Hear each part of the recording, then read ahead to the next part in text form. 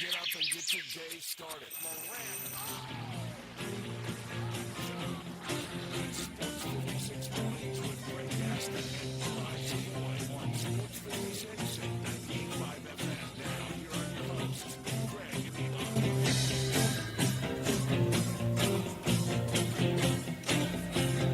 Elon. Merry Christmas Eve, everyone. Welcome in to Sports 56 Mornings. A brand spanking new show for you today. In fact, only tomorrow and New Year's Day will we be off, so we'll have all brand new shows for you each and every day right here on Sports 56. Greg Gaston, Eli Savoy, Elijah Seegers with you on this Christmas Eve. We're in the Family Leisure Studios. Family Leisure, where family and fun come together.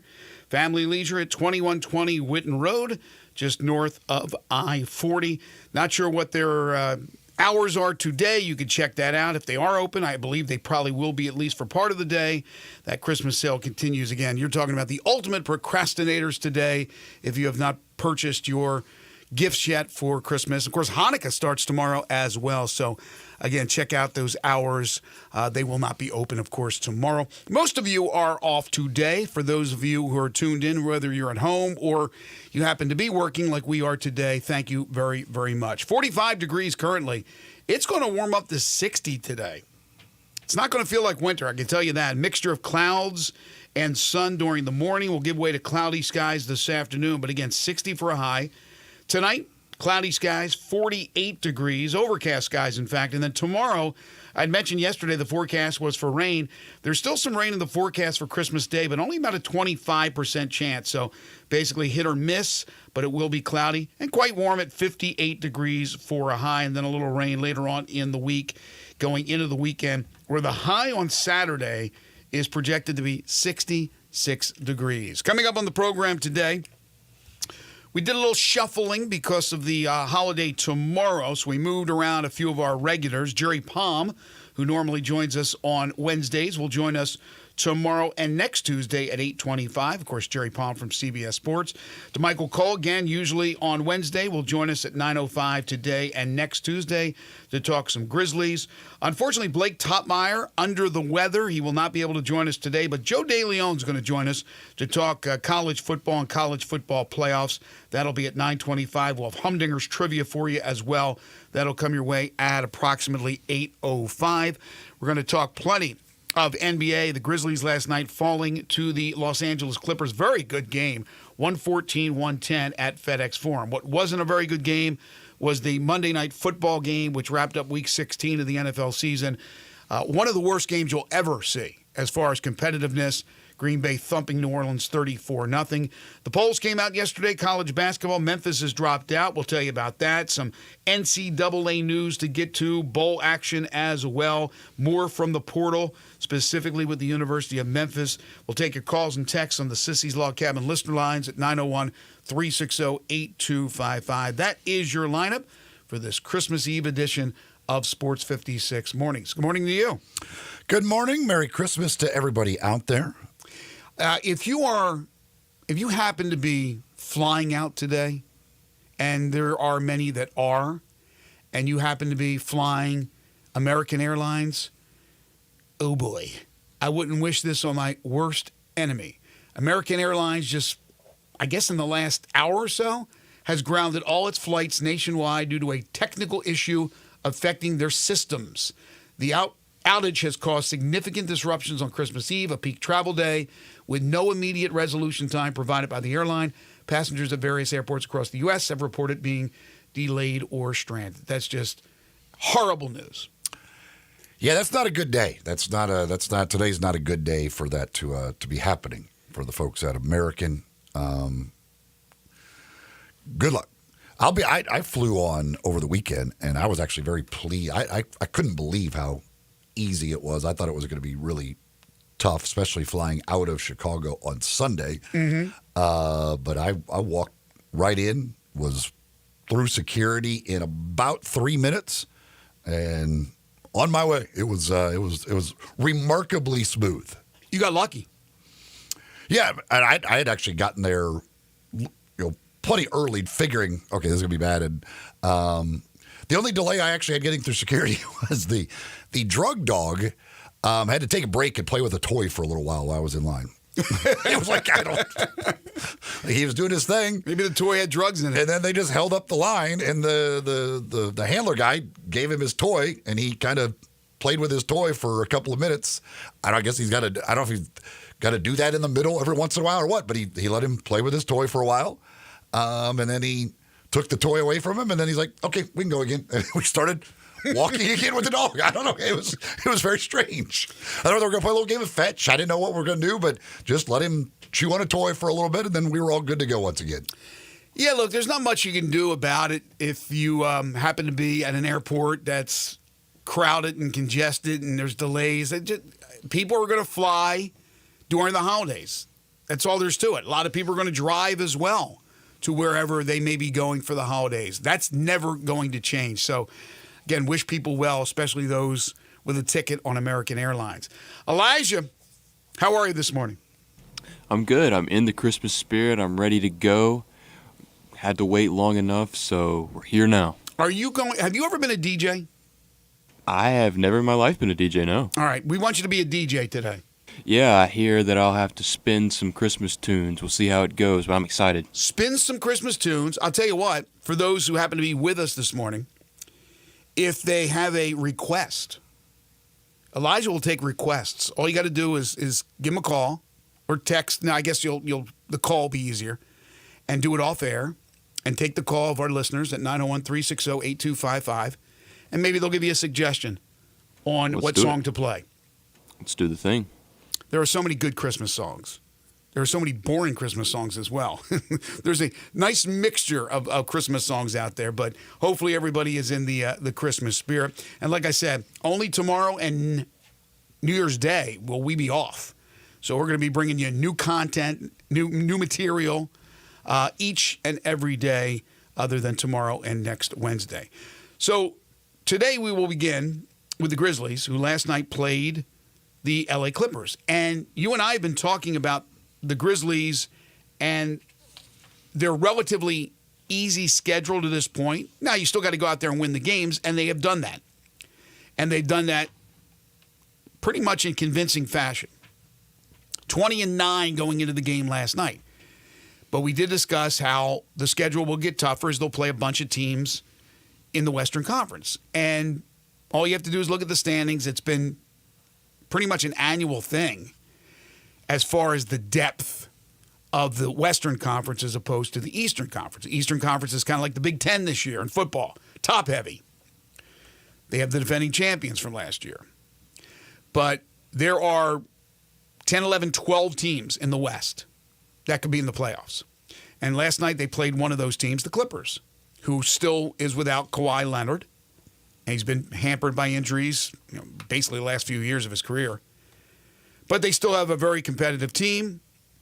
And last night was a darn good basketball game. I really enjoyed watching that one and listening to Pete and Brev and Fish call that game. But the Clippers get the win, 114-110. They execute down the stretch. The Grizzlies do not. The Grizzlies fall to 20-10, and it ends the Grizzlies' 8-game home court winning streak. Zubac, who we thought could be a load for Memphis, was an absolute load. 20 points, 20 rebounds. Basically unstoppable. Whether it was Edey trying to defend, whether it was Jaren Jackson Jr. trying to defend, they had no answer for Zubac. In the meantime, James Harden, 21 points, 9 assists, 8 rebounds. Powell went for 29. He was 4 of 8 from 3. The Grizzlies were dominated in the paint, 62-42, and in fast break points, 26-12. But for me, this just came down to execution in the end, and Tripp and Ja and the stars of the Grizzlies team talked about it after the game. They said they have to be better in crunch time. And last night, hats off to the Clippers. Yeah, this is it's unfortunate because that's one that was certainly there to be had. The missed free throws, that's one that they're gonna look back on and not be happy about. The final possession, basically the final possession for the Grizzlies with the turnover. Really just an awful possession that really Josh should have been called for a travel. They didn't call that, but it didn't matter because Jaren was out of bounds anyway. But yeah, the overall shooting at 38%, under 70% from the free throw line. And they let the Clippers kind of control the tempo of the game. And, Brevin talked about it a lot, that you just can't kind of get in the mud with them, and they did. And it let Zubac be extremely effective, and he has been really effective against the Grizzlies through the years, especially rebounding. Seems like he gets every rebound whenever he plays the Grizzlies. The third quarter was really disappointing me because this Clippers team shouldn't be scoring 40 points in a quarter against you. Mm-hmm. Not the way they're playing. And they only made 1 3 in that quarter. So they scored 40 on you with only 1 3-pointer in the quarter. That's just not – this team shouldn't be doing that to you. And so that to me was the real disappointing thing. Then you got to the fourth quarter. Harden kind of got it going a little bit in that fourth. And the Grizzlies only scored 20 in the fourth quarter. Well, yeah, the fourth quarter, yeah, they were still outscored. They only gave up 23, but they were outscored still in that fourth quarter. But the third was kind of, to me, where it just got away. Because, again, scoring 32 points in that third quarter, you should bet that against that Clippers team. You're like, okay, that's good. But you still got outscored by 8, and that just shouldn't happen. And, again, Harden really, I don't think Harden had a field goal in the third quarter. It was mainly Powell and Jones that went nuts in that third quarter.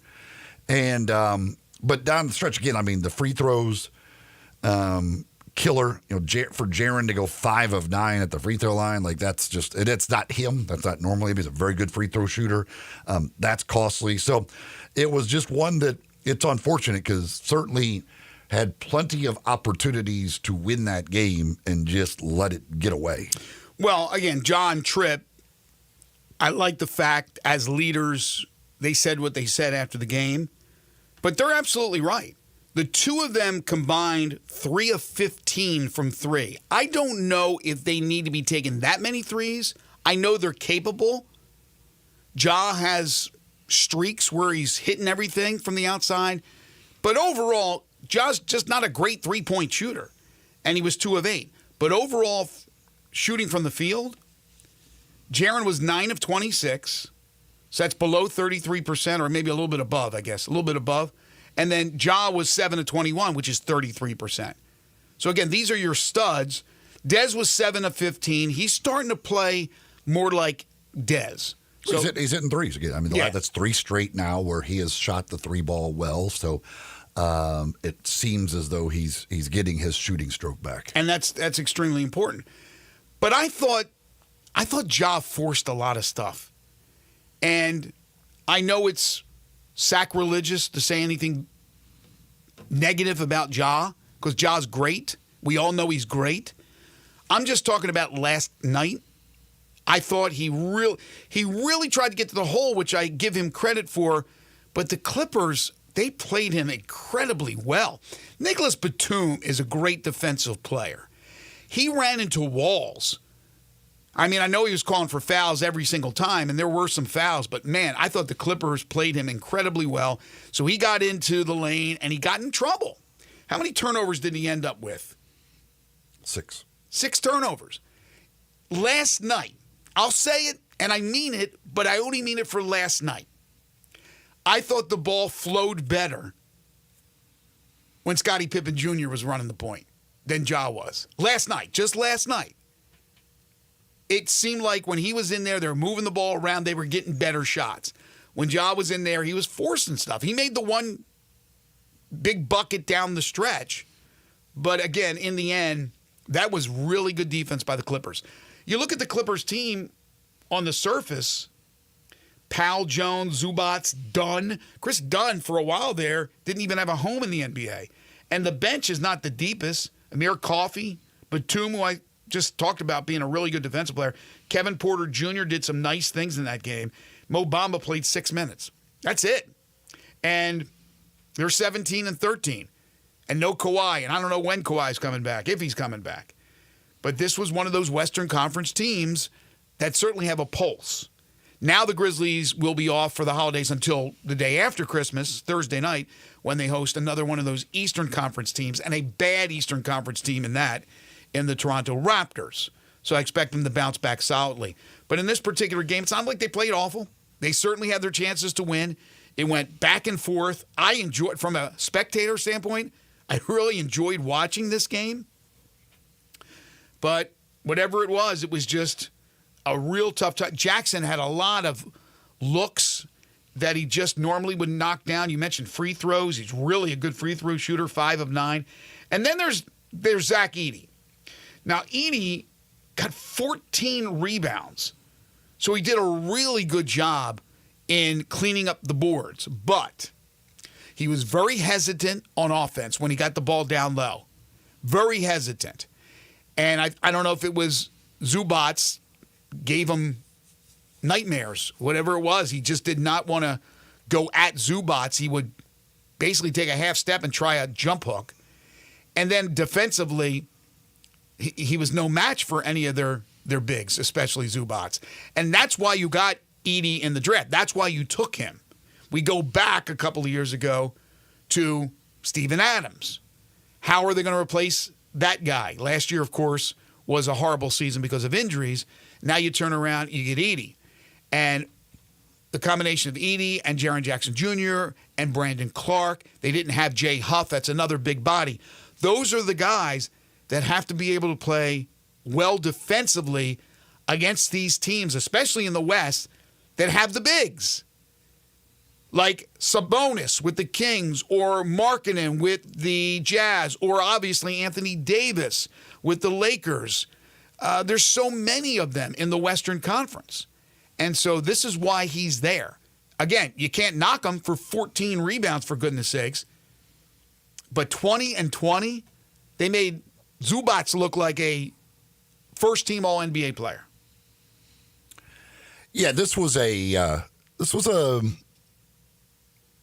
lesson, a learning game for Zach Edey. I mean, in college, again, you're not facing many guys that size. In college, he was just way bigger than everybody. Now you get a guy who can match your size, and Zubac isn't some big stiff. I mean, he can play. Again, he has dominated the Grizzlies through the years, on the boards especially. So it's one that you got to – Zach needs to take some lessons and understand, okay, and figure out how to defend guys like that, and how he can be a little bit more effective on the offensive end against guys like that. But yeah, it's, as a rookie, there's not a whole lot of those guys that can match him size-wise. So he'll figure it out, hopefully, as time goes on, and take lessons from games like last night, where it was a struggle for him.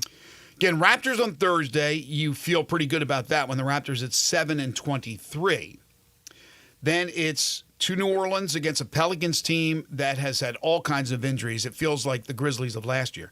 Then they got to go to Oklahoma City. Then they have to go to Phoenix. That ends the calendar year. Then in January, they go to Sacramento. I know right now Sacramento is having its issues, but I just mentioned when you have a guy like Sabonis, he's going to give you problems. Then they got to go to Golden State.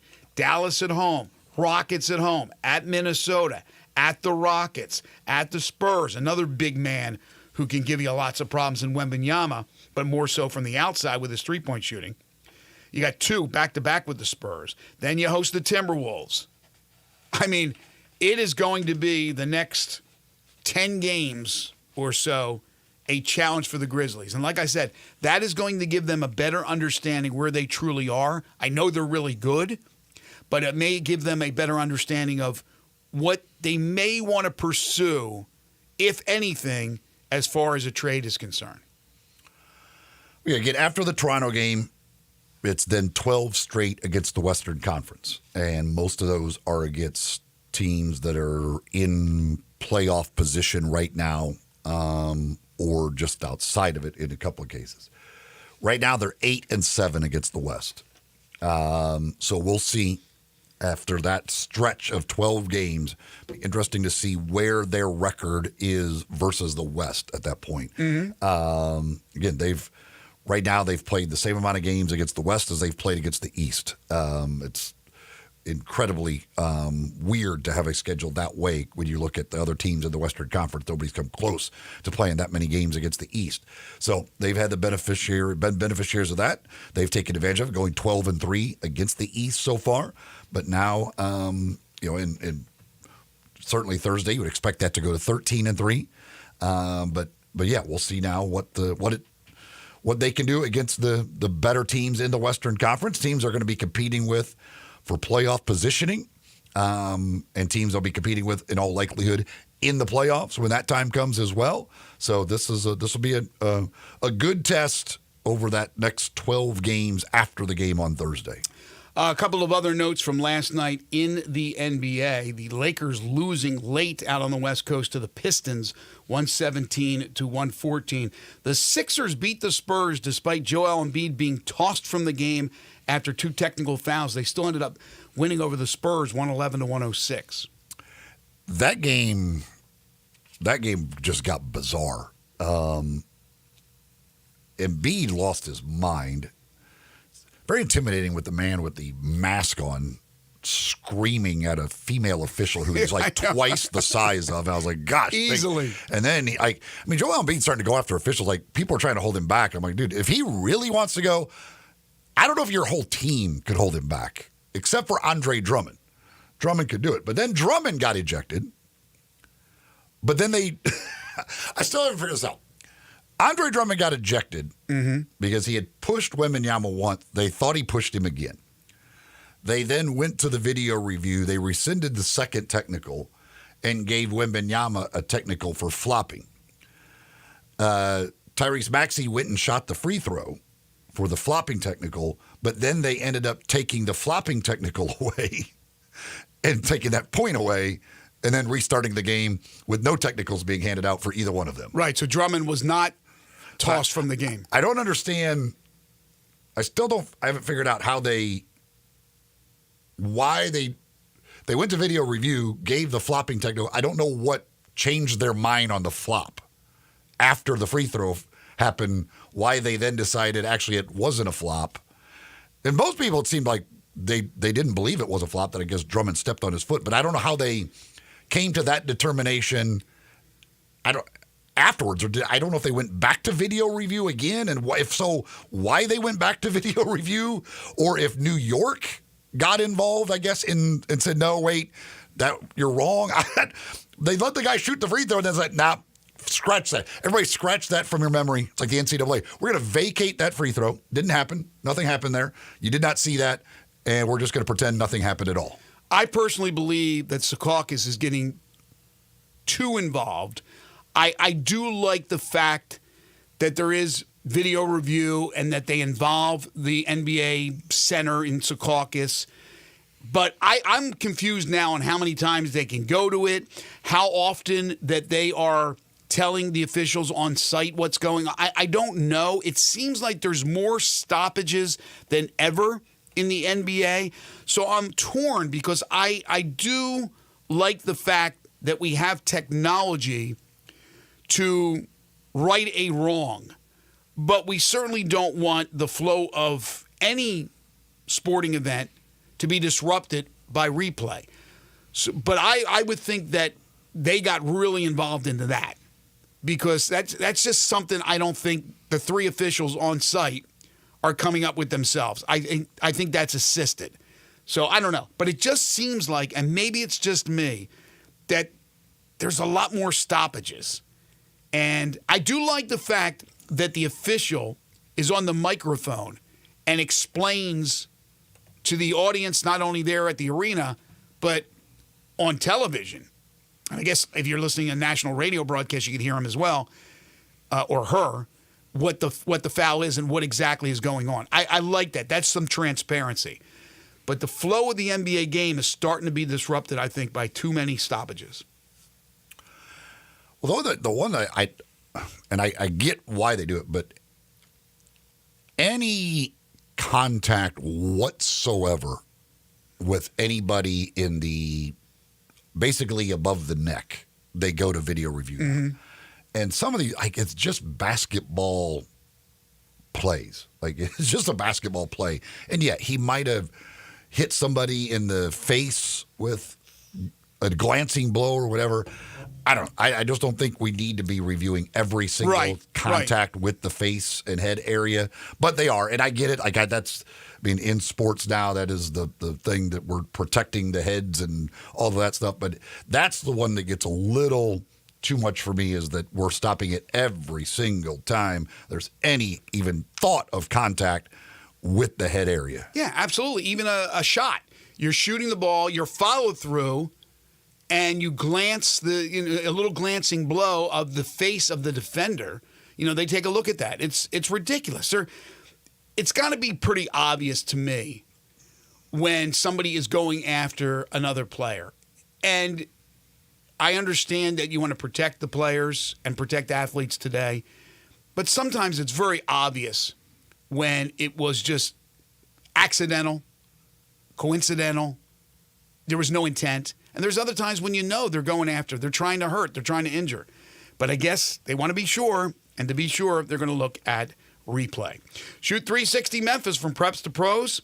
This is the place to go to become a better basketball player and to perfect your shot, challenge yourself, compete with others, and learn the proper ways to shoot the basketball using modern analytics. So parents, grandparents, coaches out there, this is the place for your sons and daughters, grandchildren, and your players, your team. But it's also great for adults as well. It's the same system that stars like Steph Curry use, a revolutionary training facility that combines cutting-edge technology with expert coaching to improve shooting skills. The facility is equipped with advanced shooting machines that provide real-time feedback on shooting accuracy, arc and depth. Players can track their progress and analyze their performance. Hopefully, a lot of you have taken advantage of it. As far as a Christmas gift, I mentioned that they now do monthly memberships. So if you're looking for that last-minute gift idea, it makes sense. But it also makes sense after the holidays to get a membership for your loved one who plays basketball. And you may have multiple people in your family that do play basketball. Get them a membership to Shoot 360 Memphis. Again, do it month by month. I guarantee after that first month, they're going to fall in love with it. Give them a call. 2 locations in Cordova. That's the new 50,000 square foot facility. 901-779-3176, or in Collierville at 901-316-5500. You could become a member at both the locations as well. You can do so online at Shoot 360 Memphis, or just give them a call or stop by either one of the locations. Ask them for a tour of the facility. They'll kindly do that for you, and then go from there. At Shoot 360 Memphis, the future of basketball training is here at Shoot 360 Memphis. Just underway on this Christmas Eve edition of Sports 56 Mornings. This is Sports 56 and 98.5 FM. We are real sports talk. Sports 56 WHBQ. Available on your radio dial at 560 AM and 98.5 FM, as well as around the world online at sports56whbq.com. Take us with you everywhere by downloading the Sports 56 app. And at home, just say, Alexa, play Sports 56.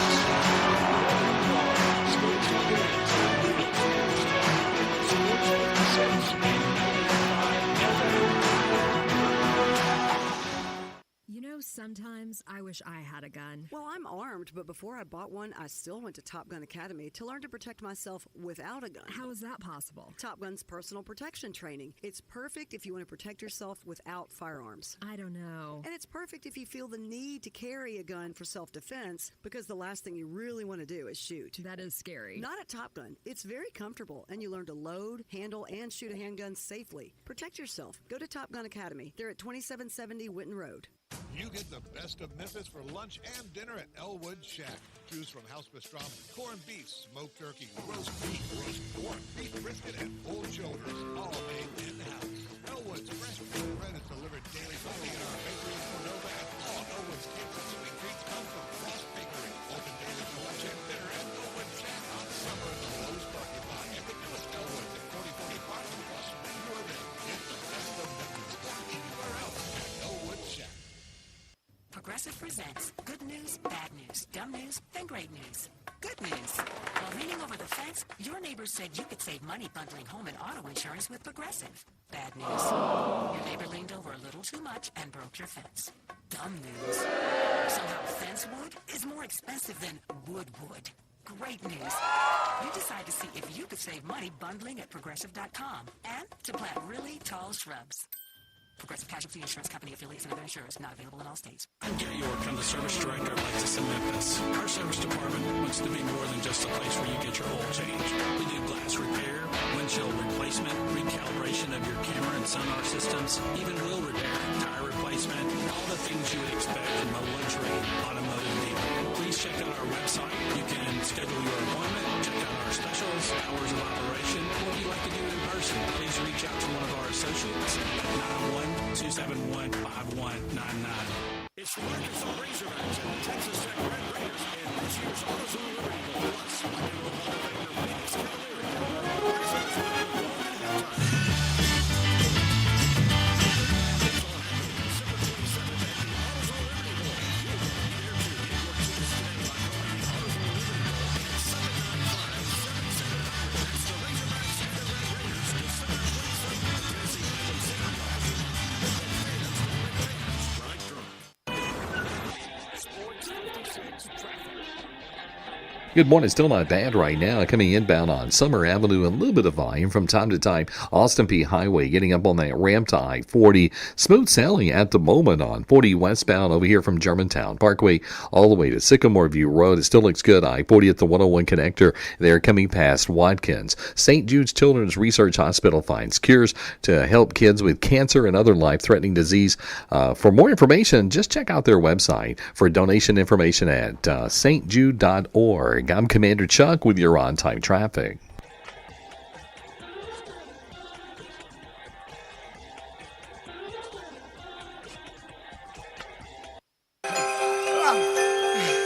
And you better watch out, you better not cry, you better not pout, I'm telling you why. Santa Claus is coming to town, Santa Claus is coming to town, Santa Claus is coming to town. DJ of all time, this is the first time you've spun any kind of record, and you picked Bruce Springsteen. Santa Claus is coming to town. Great stuff. Well, this was actually requested by John from Covington. John, gotta love the boss, right?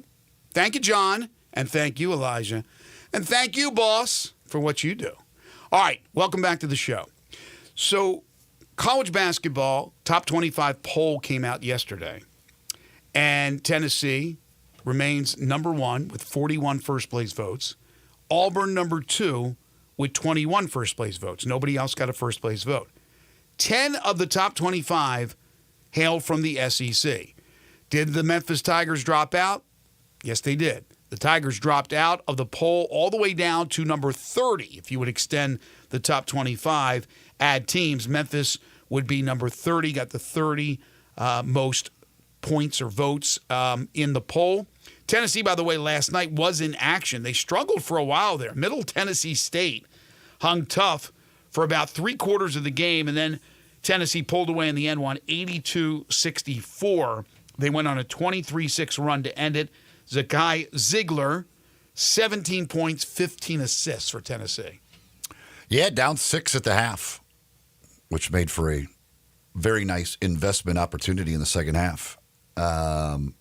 And they took care of business in the second half. But kind of a weird game, honestly, a Monday night right before Christmas. That was you don't see that one very often, especially for the number one team in the country. But they were able to get it together and take care of business in that second half. Yeah, I looked at that and I said, okay, I could play this game, but is it going to be one of those deals where they're looking ahead?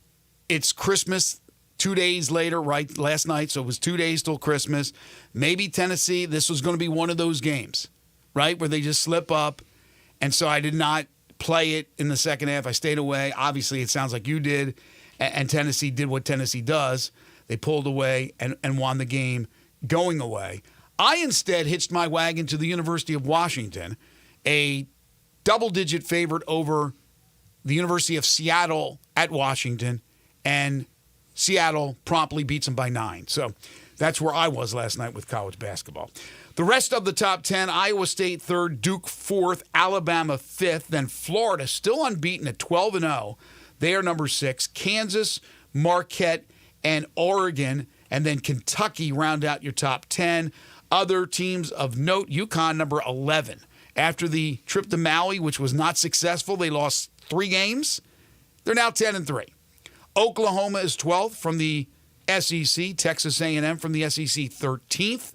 Then you have Ole Miss. They are up 1 spot to number 16. They will be in Memphis on Saturday. 1 o'clock tip from FedEx Forum as they'll take on the Memphis Tigers. Mississippi State, which just beat Memphis this past Saturday, moves into the poll at number 19. They are 11-1 on the year. Arkansas and John Calipari, they move into the poll at number 23. They are 10-2. So again, 10 of the 25 from the SEC, and Memphis with 65 votes right now would be number 30 if you stretched out the poll. Yeah, they fell a little further than I thought. All of the teams that I mentioned yesterday that would fall out of the poll did fall out, and the teams that I thought would come in came in. I was surprised how many of the kind of others receiving votes, teams that weren't in the poll last week, the Tigers slid behind. That was a little bit surprising. But, again, it doesn't matter. Polls have no effect on anything. So it's now they got a chance if they could get a win over Ole Miss. Certainly they might move back into the poll, and then they got a chance to put together a whole bunch of wins. Well, try and get back into the polls if they really care to. I think the voters have Memphis fatigue already early in the season. It's gone back and forth now, back and forth. They don't know really how good Memphis is, and maybe we don't know either. We think they're pretty good. They've had success. They've won some big games, but they've been lately a roller coaster. That's 2 straight home losses by 13 points, 1 against Arkansas State, a very good Sun Belt team. And then Mississippi State, obviously a top 25 team now as they're in the poll by virtue of that win. But I think maybe it's again, voters' fatigue. If they beat Ole Miss, could they move back in? Certainly, with Ole Miss at number 16. Again, the polls are great topics of conversation for us on Sports Talk Radio. In the end, it's not important. What's important is where they are in the net. You know, I guess whatever criteria that the people on the committee use, right? Net being probably the most important. But I'll say this. If Memphis loses to Ole Miss on Saturday, they're not getting back in the top 25 poll. I don't care if they run the table in the American Conference. They're not getting back in. The American Conference is not good. And what's going to happen there is a loss is going to be crippling where a win is not going to be that helpful. It won't. Obviously, you win. Your net is not going to get destroyed. So you're going to be in fine shape as far as the NCAA tournament, even if you lose this game to Ole Miss, in my opinion, unless you lose 3-4 games in the conference. So now the ball's in your court. But getting back into the top 25 poll, if they beat Ole Miss, maybe, and if they beat Ole Miss and go 17-1 in the conference or something like that, probably get back in. But if they lose to Ole Miss, I think that secures their spot outside of the top 25. Well, this is not an easy. This would be, even if they beat Ole Miss, there's a good chance you would not get back into the poll because there just aren't many teams that play this week. And if they do play, they play one game, and a lot of them probably against a lesser opponent. So there will, in all likelihood, be very few teams in the top 25 that lose a game because of the holiday week. So not an easy week to do a whole lot of moving, certainly as far as that is concerned. But again, polls don't mean anything. So in the end, it doesn't really matter. Congratulations to P.J. Haggerty, the Memphis Tiger guard, named the American Conference Player of the Week for the second time. I'm sure he's going to rack up quite a few of those throughout the season. He's pretty good. This just in. He is an elite scorer. I'm going to guess that he'll rack up a few more of those, especially as we get into conference play. I imagine he'll have some big weeks where he is named Conference Player of the Week. Plenty of college football news to get to, including more news from the University of Memphis as far as the portal is concerned. Couple of names that surfaced yesterday, according to reports. Memphis gets a commit from an FCS first-team All-American. His name is A.J. Pena. He's from Rhode Island. He is a linebacker. So, again, first-team All-American FCS. Memphis has been pretty good in finding players from smaller schools, even smaller divisions, and turning them into quality players. So A.J. Pena may be the next in line.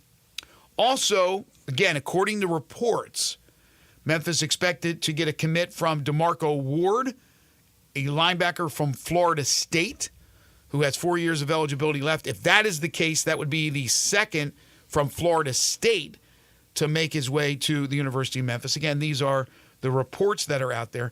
There's also a report about running back Rashad Amos from Ole Miss, that he could be headed to the University of Memphis. So again, this is a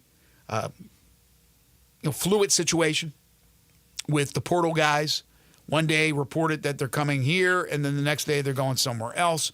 So we'll see how that all translates as far as players committing and fulfilling that commitment to the University of Memphis. The portal closes on the 28th, I believe. Is that to go in the portal?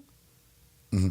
So you could still sign after the 28th. Well, yeah, you're not trapped in the portal. You can't be trapped in the portal. You don't get sorry, you're stuck there forever. Well, I didn't know if there was not another time that it opens up again and you are stuck for a while. I mean, it's so confusing. You can always get out of the portal. It's just when you can get into the portal. Well, one guy who has apparently gotten out of the portal and has signed on, or at least committed to a school, is Darian Mensah, the Tulane quarterback, who is headed to Duke. And according to a report, again, let me stress and emphasize that it's a report that's out there and not reported by the school or anything like that. And they never do as far as NIL money. But this is mind-boggling. A reported $8 million for 2 years at Duke. There's a reason he went there. It ain't because of academics. Duke's wonderful history of football, and so I figured there has to be a pretty decent amount of money that for him to go there, to make the decision as quickly as he did to go there. Figured it had to be a pretty decent amount of money. $8 million for 2 years for Darian Mensah, reportedly headed to Duke. You wonder when this got going. Did he just all of a sudden, after the Memphis game, before their bowl game, decide I'm jumping in the portal? Or was he already contacted? Did he already know? I mean, I'm not taking anything away from the play of Memphis defensively in that game against Mensah, but that guy was not even close to what he was all season long.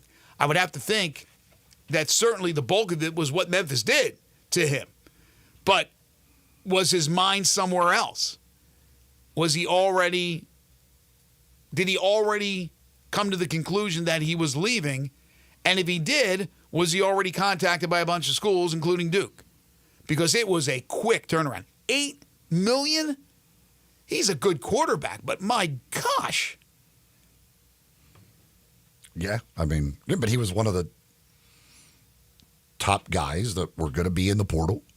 And if you're a place like Duke, you go quickly, throw all the money at him, hope you can get a commitment from a guy like that, and be done with it. That is more money on average than what the starting quarterback for the Saints made last night, Spencer Rattler.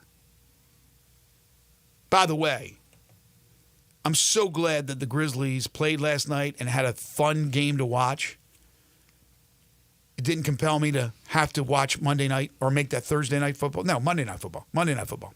Because it was one of the worst games ever. I watched early, and turned it off quickly when Green Bay had already jumped out to a 21-0 lead. That Saints team, they should be ashamed of themselves to field a team like that. I know Derek Carr is hurt. I know Kamara's out. The whole team's hurt. I don't care. These are professional athletes. That was awful. And it was awful that I didn't take the Packers minus 14.5. Didn't play that game. 34-0 Green Bay. So they improved to 11-4, and the Saints dropped to 5-10. 34-0. Did they ever get close to 200 yards of offense? The Saints? I don't know what they ended up with. Yeah, it was in the fourth quarter. They were like at 145, 150. Rattler is not an NFL quarterback. The awful thing was the Josh Jacobs situation with the damn Green Bay Packers and Matt LaFleur. Matt LaFleur needs to hopefully he avoided fantasy owners and bettors out there. By using all those other running backs that he did? Yeah, they basically didn't play Jacobs in the second half of the game. I mean, he got like 2 carries in the second half. You think he cares about fantasy football? And he gave 2 other running backs. When Jacobs was still playing, he let the other guy get a goal line score instead of putting Jacobs in for that. Let the kids play. Fantasy football managers were crazy. I needed Josh Jacobs to get 70 yards. 70. He had 53, I think, midway through the first quarter, and he got to 69. Oh, my God. And I, literally needed to put one more. Just give him in one more carry. Wouldn't let him get one more carry. It was, just absolutely brutal. On X, if you just, during the game, searched for Josh Jacobs, it was just fantasy owners were just absolutely going crazy. I can imagine. And then you had others who were going against Josh Jacobs, and they're like, I really applaud Matt LaFleur for his handling of Josh Jacobs. There's no reason for him to be in a 21 game. It was hilarious. The back and forth between people was just insane. But people were losing their mind of like, how in the hell do you could tell like right when one of the other guys got a touchdown. People were like, why is Josh Jacobs not getting that goal line carry? Well, because and even the first touchdown when they threw for the touchdown was down there right at the goal line, and they didn't give that to Jacobs. Like people were absolutely going crazy at Matt LaFleur for not letting Jacobs get those touchdowns. You don't normally see that in football. Even with lopsided scores, guys are still in the game midway through the fourth quarter. Maybe that last drive, they're not in there. It's very rare in football. I get burned all the time in basketball, in the NBA. Guys I have going for a certain amount of points or a triple-double or a double-double, that it ends up being a blowout. Happened again last night in a game that I played. Happens to be, unfortunately, happening too much for me, where I have the right bet in my mind, and it's going in my direction, and then the team's up by so many points that they pull the starters. That happens all the time in the NBA. Football does not happen as much. So to see that... Well, the thing that was driving people crazy is that you still had Jordan Love was still in the game, and they're throwing like deep balls with Love, but they just, like Josh Jacobs, they took Jacobs out of the game and didn't... I think he might have got 3 carries. It was either 2 or 3 carries the entire second half, and he got 2 of them right away. I think he may have came back in and got 1 other carry somewhere in the third quarter. But that was it. Like, so people, he got Love out there, had all the receivers out there, and they're throwing deep balls to Reed and everything else, but they just wouldn't put Josh Jacobs back in the game at all. Yeah, that's rough. And then Watson got hurt, so that's not good. But yeah, I can't answer that why Love's out there chucking the ball around and Jacobs is not playing. It was frustrating to say the least. Again, I didn't have, for fantasy purposes, I just needed 1 yard. I literally needed him to get 1 more carry in the game because he was going to get a yard. If he got a carry, he was going to get a yard. That's tough. And that is tough. Never got back in there. Everything else was already done. Needed him to get a touchdown. Needed a couple other things to happen. That had all happened in the first half. I just needed him to get to 70 yards, which seemed like a lock until it wasn't. Damn LaFleur. Genesis Diamonds, they are going to be open today over at Genesis Diamonds. They'll be open from 10 until 3 for that last-minute shopping that you need to get done. Thinking jewelry, beautiful jewelry. Well, head on over to Genesis Diamonds, and they will take care of you.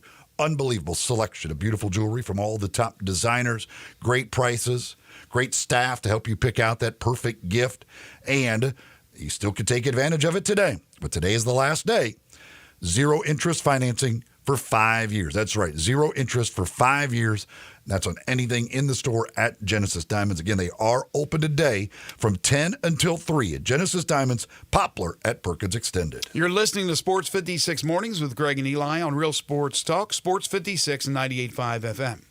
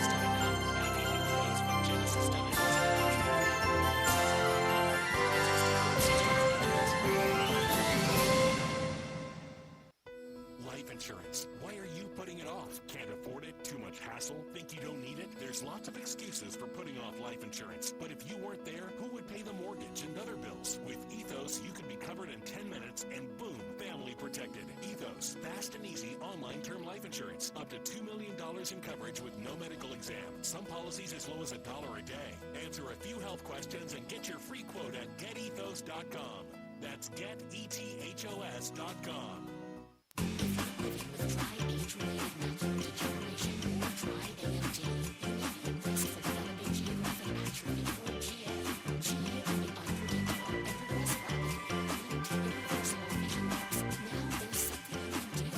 Slow it down and get it going slower. I survey, GA going slower. Is a prescription eye injection used to treat GA.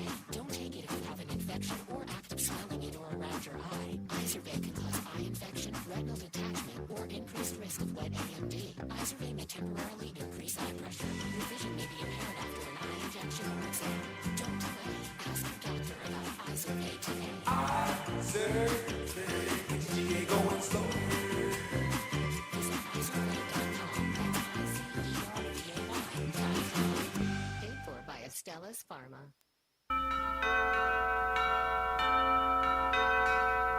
Someday at Christmas, men won't be boys, playing with bombs like kids play with toys.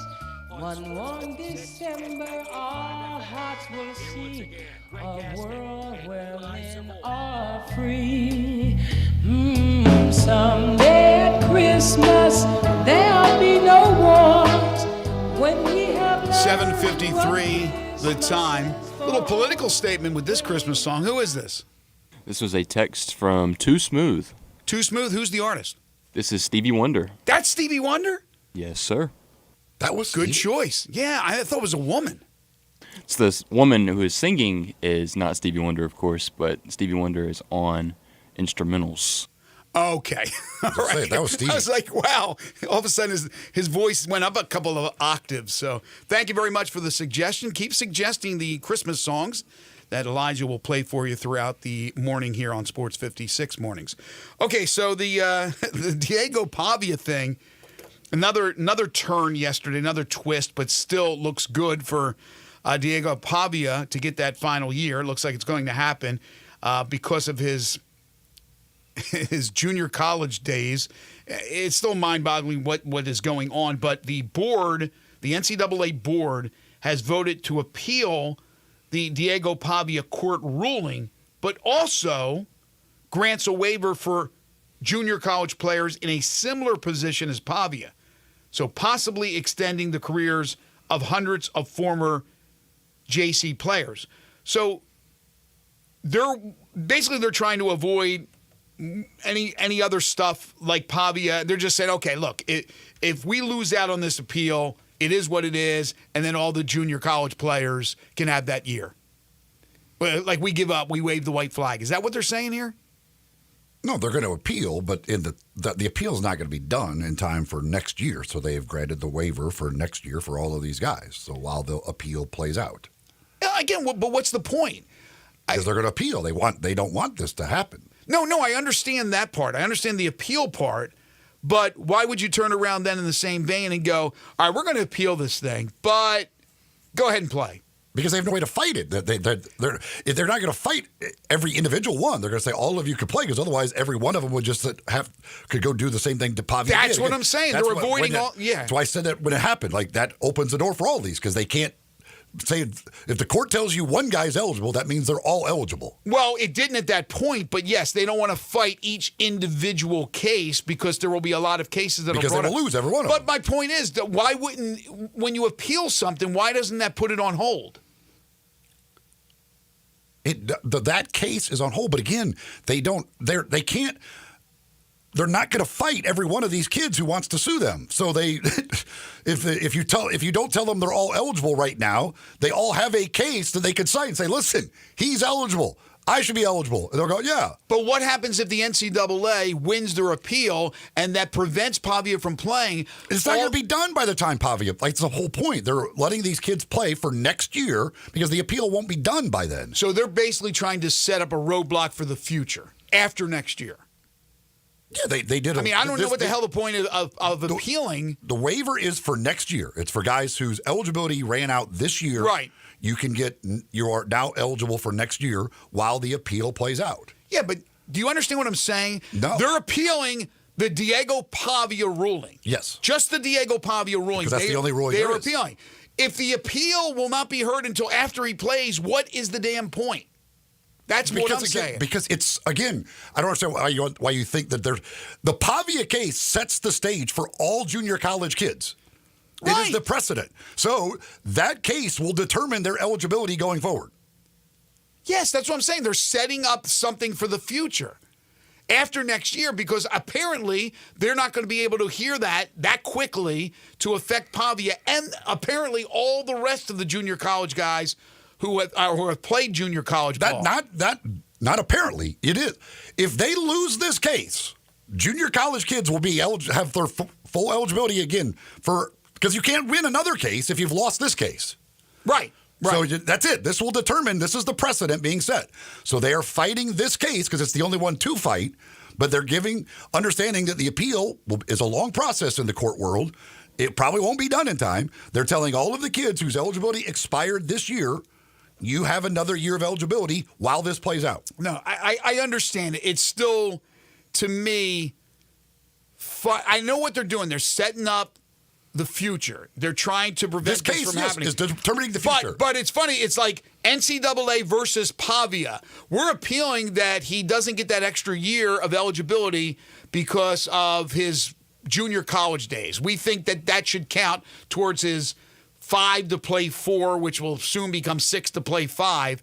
But we will appeal this, but the appeal will not happen until after the guy plays. So maybe when it's all said and done, we can go, hey, we stopped you, Diego. No, Diego played. I understand. I'm just being facetious here. But the point is that this is versus Pavia, NCAA versus Pavia, and there's no win for them because if the appeal is not going to happen beforehand, this guy's playing. So again, you're setting up the future, but it's NCAA versus Pavia. All Diego Pavia is the junior college guy who's setting the precedent for everybody else. Yes, I understand that. But the NCAA's fight against Pavia is for naught as far as versus Pavia. It's for everybody else that comes down the road. Yes, They're losing the Pavia battle. They're losing this appeal. Because if they... Well, they're not losing this appeal yet. If they will, because the NCAA loses every court case they've ever been involved in. Yeah, but if they win the appeal versus Pavia, it'll be after the fact. Pavia will have already played. Again, they don't care about Diego Pavia. He's just the name on the case. Yeah, well, he started things. All right, hour 2, we will open up with Humdinger's Trivia. So try your best, folks. $25 gift certificate to Humdinger's is... on the line when we come back for hour number 2. We got some other things to dive into, including this war of words at ESPN. They should just have like a street fight like they did in Anchorman with all the ESPN dudes. And then at 8:25, we'll have Jerry Palm from CBS Sports to Michael Cole and the Grizzlies at 9:05, and we'll talk college football and college football playoffs. By the way, got some interesting stats on the playoffs and the history of the playoffs as far as lopsided games. We'll do that as well in hour number 2. But Joe DeLeon will join us at 9:25. This is Sports 56 Mornings with Greg and Eli on Real Sports Talk, Sports 56 and 98.5 FM.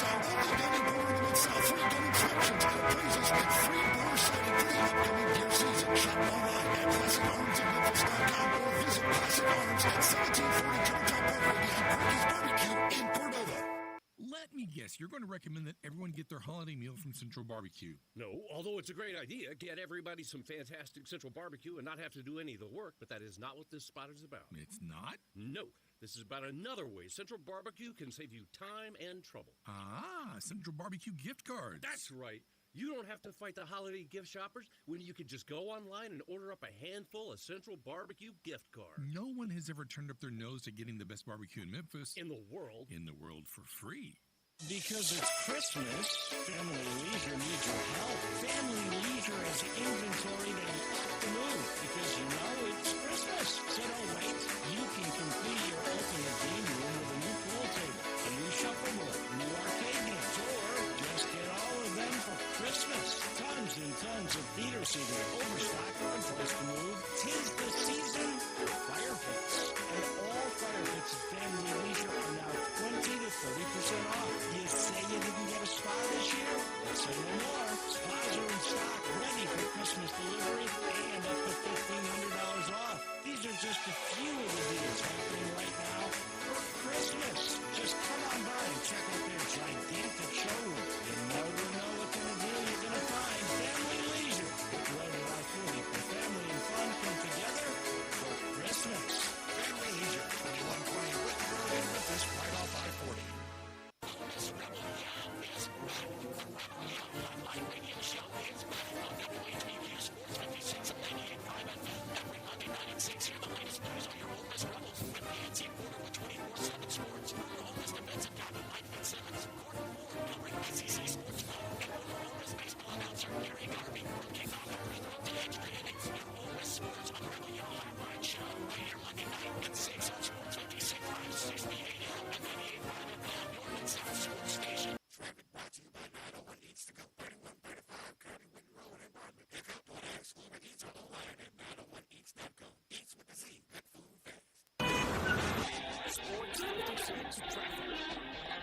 Good morning. Traffic-wise, still looks good. Coming down I-40 right now, westbound from 269, coming in from Fayette County into Shelby County. It's trying to pick up in certain sections of 385 Billmore Parkway, but still light to moderate out here up through the Midtown area. Checks out okay. 240 north there at Lamar. Hey, shop now and save during the holiday season at Weimer's Jewelry, 7525 Highway 64. I'm Commander Chuck with your on-time traffic.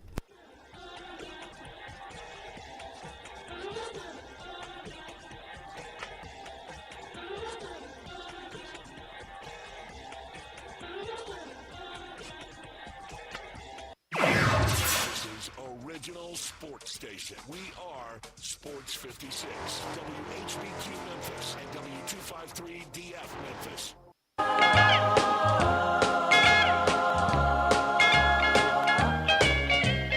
Rocking around the Christmas tree at the Christmas party hop.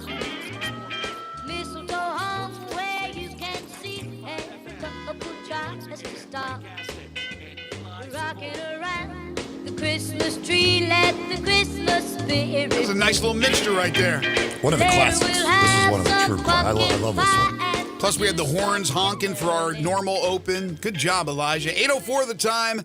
Welcome back to Sports 56 Mornings, hour number 2 on this Christmas Eve, the Thursday, December 24th, 2024 edition. Greg Gaston, Eli Savoy, Elijah Seegers from the Family Leisure Studios. Family Leisure, where family and fun come together. The Christmas sale continues at 2120 Witten Road, just north of I-40. Currently 45 degrees if you're out and about or getting ready to leave your abode. 60 for a high today. Yes, 60 degrees on Christmas Eve. Partly cloudy skies this morning. Will become overcast during the afternoon into the evening. 48 for a low. Then tomorrow now it's a 35% chance of rain, but I also see the little sunshine as I look at the forecast. So probably a little mixture of clouds and sun. 35% chance of precipitation tomorrow for your Christmas. 58 degrees for your high. Coming up a little bit later on in the hour, Jerry Palm at 8:25. Of course, we'll take your calls and texts on the Sissy's Log Cabin listener lines at 901-360-8255. But it's Tuesday. That means Humdinger's Trivia. That is right. Time to give you a chance to win a $25 gift certificate to Humdingers, so you can go enjoy some of that delicious food. Maybe you got some family in town for the holidays, want to take them for some great food. Well, you can take them on over to Humdingers. I was over there last week. I didn't even go on Tuesday last week. I remember what day it was. And I had my favorite when it comes to the grilled fish options. That would be the mahi-mahi with those piri-piri mushrooms on top. Get the rice on the side. What did I have on my other side? Oh, I just had a side house salad as well. You just like saying mahi-mahi. Throw a skewer of shrimp on there. Just absolutely delicious, delicious stuff. Over at Humdingers, whether it be one of those grilled fish options, which they've got many of, or maybe the crispy fish and chips. They do a special on that on Fridays. Of course, Tuesdays are Taco Tuesdays. Chicken and fish tacos, just $2 each. That's every single Tuesday. Got some great sandwiches like the po' boys or the piri-piri burger that you could take advantage of. Some great appetizers. If you go to humdingersrestaurant.com, you can check out the entire menu. You can also order online on the website. You can get information about catering right there on the website as well from Humdingers. Of course, you could go see them, find all that delicious food over at Poplar and Massey. If you are the first to answer our trivia question correctly, well, then you'll get $25 gift certificate to Humdingers to go enjoy some of that food. And here is today's question, which you can answer via text at 360-8255 on the Sissy's Log Cabin listener line, 901-360-8255. Text in your answers, and the first correct answer will get that $25 gift certificate to Humdingers. Last night, the Grizzlies against the Clippers. They were trying to beat the Clippers for the 52nd time in their history. Now they came up short. So that's unfortunate. If they had beaten the Clippers for a 52nd time, that would have tied them for the most wins ever over an opponent. Which, and I'll even tell you this, 2 teams have the Grizzlies beaten more than any other in their history. Again, there are 2 teams, so you're going to need to give me 2. Which 2 teams do the Grizzlies have the most wins against? And this is regular season only. What 2 teams do the Grizzlies have the most wins against in their history? Text in 901-360-8255, 360-8255. And the first correct answer gets $25 gift certificate to Humdingers. Which 2 teams have the Grizzlies beaten more than any others in their history, regular season only? Okay. Interesting question. So yesterday we talked a lot about the college football playoffs round number 1, and we'll talk more about that with Jerry Palm and then later on with Joe DeLeon. But my point yesterday was, stop it. And I don't mean the public, right? I'm talking about the so-called national college football writers and broadcasters, the people that we sort of look up to with their background and knowledge in the sport. But to me, they were basically, not all of them, but a lot of them were just crybabies. Friday night into Saturday, and then into Saturday night about teams that were not in, that they feel in hindsight now should have been in. Some thought about it before the actual playoffs began, that maybe SMU shouldn't have gotten in or Indiana shouldn't have gotten in. But we talked about it yesterday. It's just absolutely ridiculous to complain about that when I don't think there's any question that the committee is put in a tough situation, did a good job, did a very respectable job. There's a lot of people out there that are SEC homers. And look, I thought certainly you can make the argument for Ole Miss and South Carolina or Alabama. But in the end, I think they did the right thing. They ended up having 4 blowouts. To me, it wasn't because necessarily the teams that were in, it was a combination. But I think more so it was the fact that the 4 higher seeds had home field advantage and took advantage of that. But the history will tell you that whether it's now the first year of the 12-team playoff, the 14 playoff, whatever the case may be, blowouts are a part of the DNA. It's unfortunate. We haven't had a lot of really competitive games. Heather Dinich on ESPN said the lopsided first-round results were not an anomaly.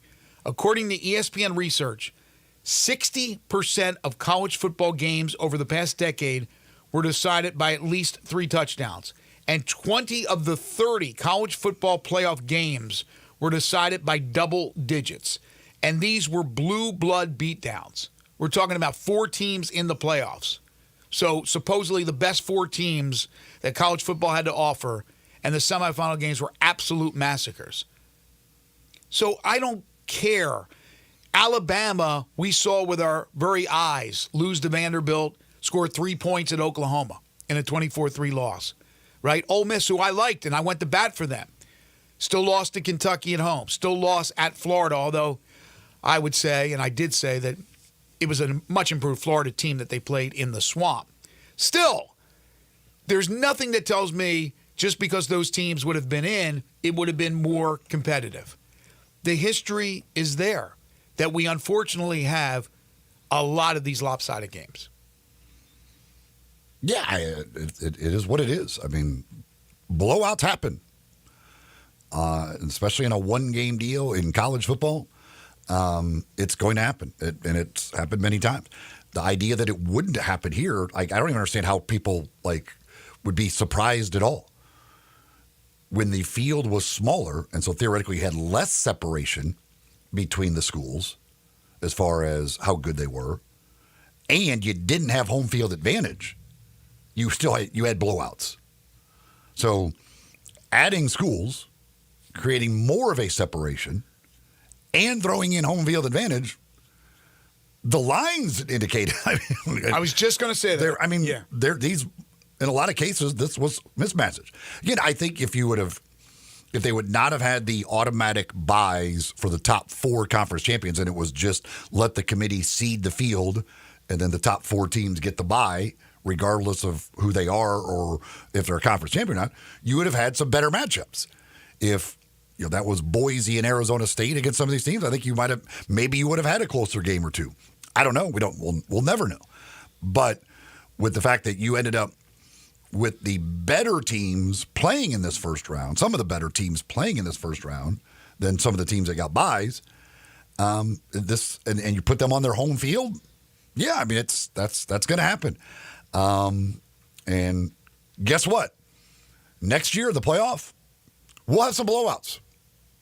And then the year after that, we'll have blowouts. It's going to happen in college football. Blowouts happen all the time. And it might even be when you least expect it. There's some that are expected, other times it's not. And that's just the way of college football. And so, again, I would get rid of the buys. Some people are trying to say get rid of the home field advantage. I love the home field advantage. And everybody that I heard talk about just the atmosphere on these campuses was unbelievable. It was amazing.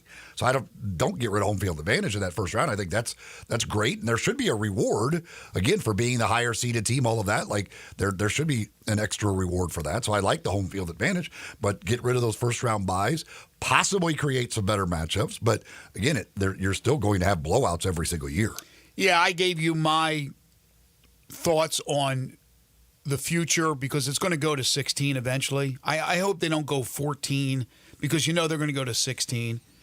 So we'll see what happens for the new deal starting in 2026. And we'll see what changes they make for 2025 if they make any. And I think there's a possibility they could.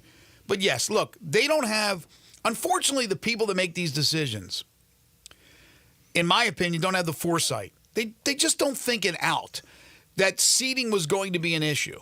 And it absolutely is an issue. But you beat me to the punch with Vegas. All you have to do is, Vegas doesn't get them all right, but all you have to do is look at Vegas. Every single game last week was at least a touchdown or more as far as the spread.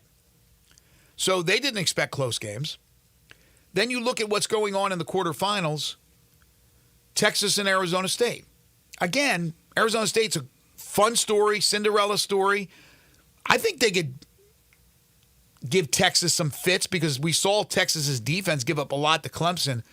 But Texas is a 14-point favorite on January 1st. The day before, the 31st, ringing out 24, ringing in 25. Penn State, Boise State. Penn State, an 11-point favorite. So I think Boise State has a chance to upset them. But we'll see. If there's blowouts, there's blowouts. Because the odds say that there will be blowouts if you consider double digits or more a blowout, but there will be people complaining. And again, I'm not jumping on Joe Q Public. I'm jumping on these national college football writers and broadcasters. I don't know what they're thinking here. Notre Dame and Georgia, now that's expected to be close, according to Vegas. 2 points, Georgia a favorite.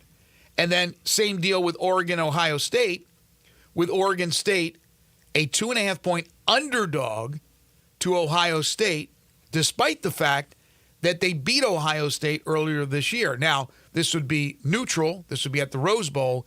They played in Oregon. Oregon was able to knock off Ohio State, a very, very tight game.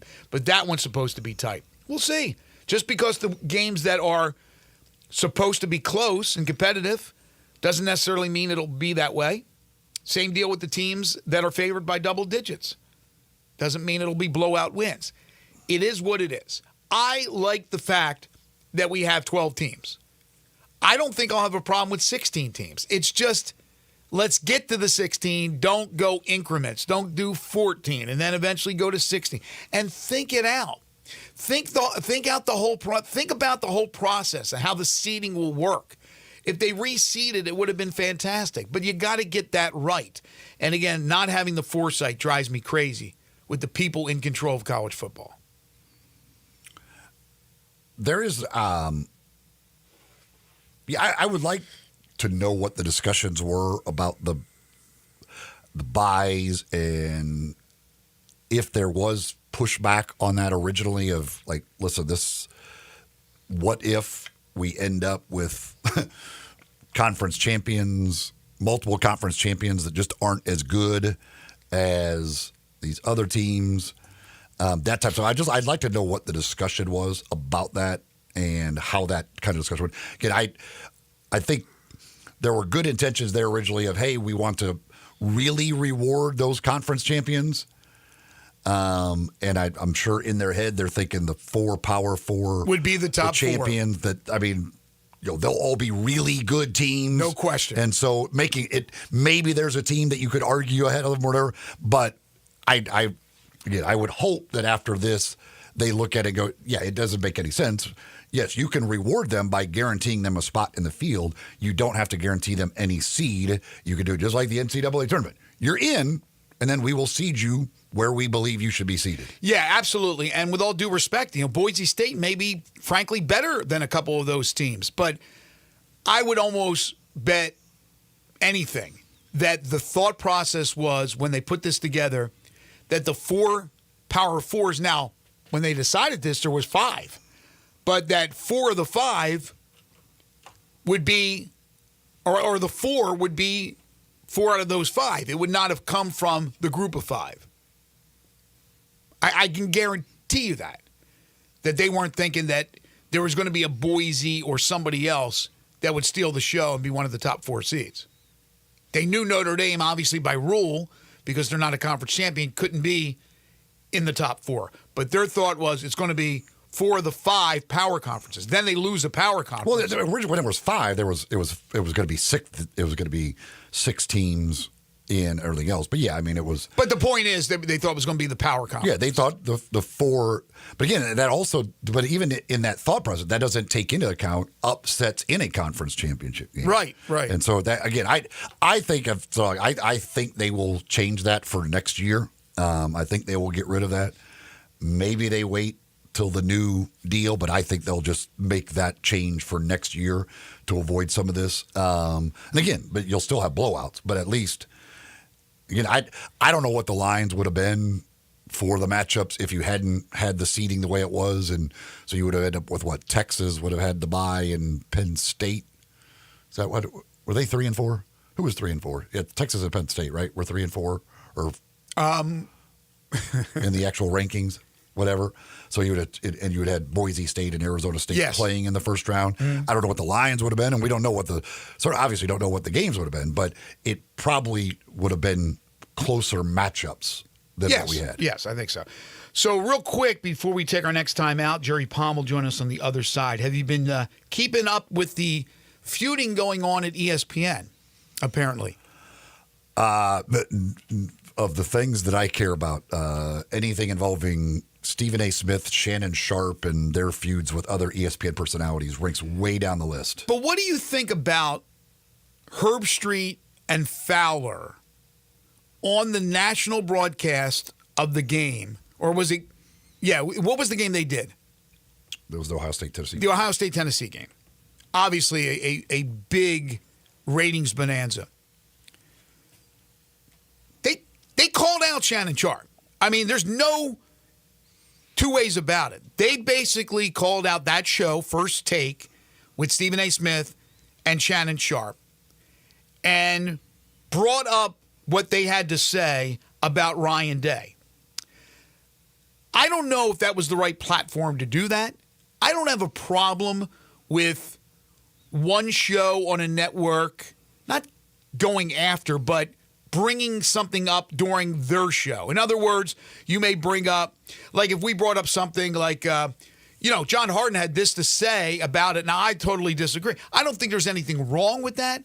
But the way they brought it up and just basically hammered that show and Sharp for having an opinion, and that was Sharp's. We all talked about Ryan Day losing his job. We all talked about it. So I thought that was not the right platform to do that, if there's even a platform at all.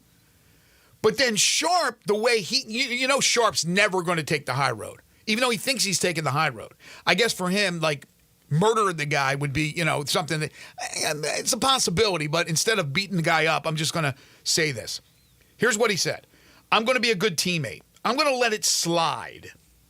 Everybody's at ESPN because had you not taken the route you've taken, I would have lit their asses up, Sharp told Stephen A. Smith. If we're going to be on the same team, if we're going to work for the same network, don't do that. Kirk, Chris Fowler, I promise you, if you ever mention any platform that I'm on again, talking about, quote, I wonder what they are going to say as negativity, I promise you, ESPN ain't got enough bosses to keep me off y'all for what I'm going to say. Don't play with me.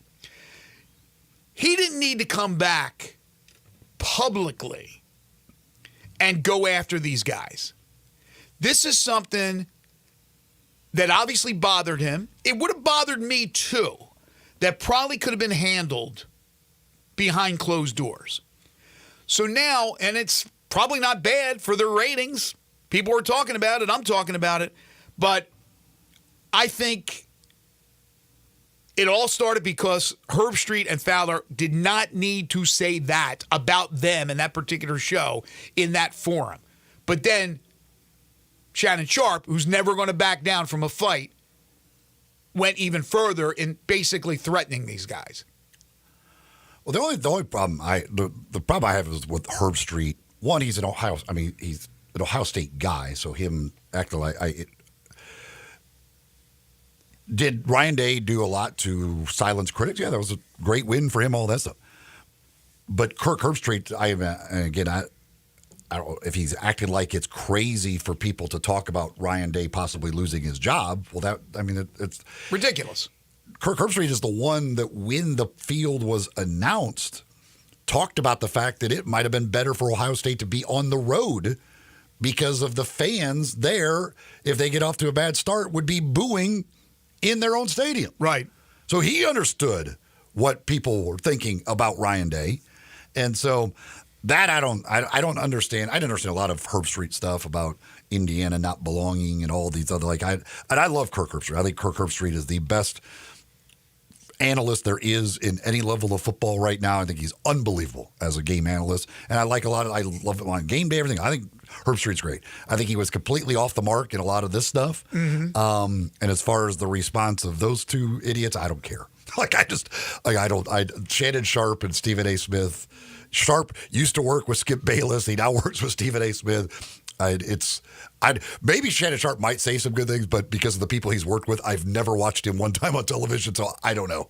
James Gaddis Jewelers, 4900 Poplar between Mendenhall and St. Nick, on the web at GaddisJewelers.com. They are the second-hour sponsor of Sports 56 Mornings and have been for years. They're open for part of the day today, so head on over there if you're looking for that special last-minute piece of jewelry for a loved one, for Christmas, for Hanukkah, whatever the case may be. Of course, people getting engaged down the road, you're going to want to check out the selection at James Gaddis Jewelers and the great prices. They are full-service jewelers with 2 bench jewelers ready to serve you. All their diamonds are independently graded and certified. They know there's a lot of competition, so they make sure they have a price point to suit everyone's budget.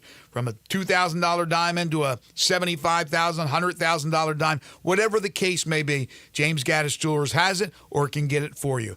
Make sure to stop by, say hi, tell them you heard it here on Sports 56 Mornings. James Gaddis Jewelers, 4900 Poplar between Mendenhall and St. Nick, and on the web at GaddisJewelers.com. We do have a winner in our Humdingers trivia. And we no tiebreaker needed. You do not need to be breaking any ties today, Elijah. We had one with the correct answer that beat everybody else. Did have a few people get the answer correct, or the answers, I guess, because there were 2 teams that you had to name. The question was, which 2 teams have the Grizzlies beaten more than any others in their history? Again, they had a chance last night to tie this with the Clippers, but they did not get the win. So they've beaten the Clippers 51 times. They have beaten both Golden State and Minnesota 52 times in their history. So the Warriors and the T-Wolves was the correct answer. And again, we do have one person who beat the others with the correct answer. We'll be contacting you and letting you know how to get your $25 gift certificate to Humdingers. I can tell you I would not have gotten that right. That's a little bit tougher than I thought. We'll take a timeout. JP's next. This is Sports 56 Mornings with Greg and Eli on Real Sports Talk, Sports 56 and 98.5 FM.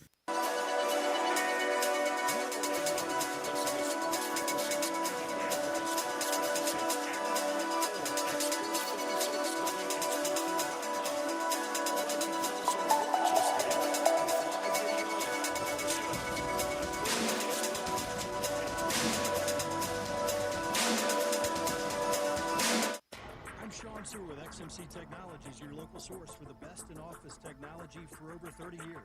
We believe that being a technology partner means meeting our clients' needs as they change over time. That's why I'm happy to share that we are now Visual Edge IT.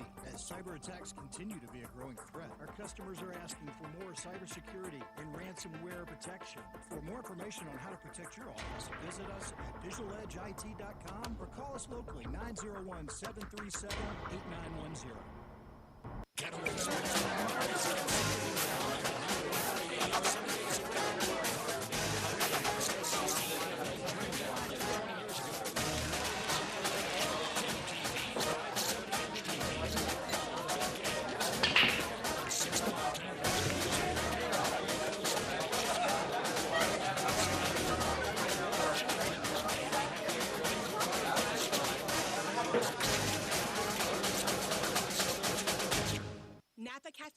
celebrates 26 years in 2024.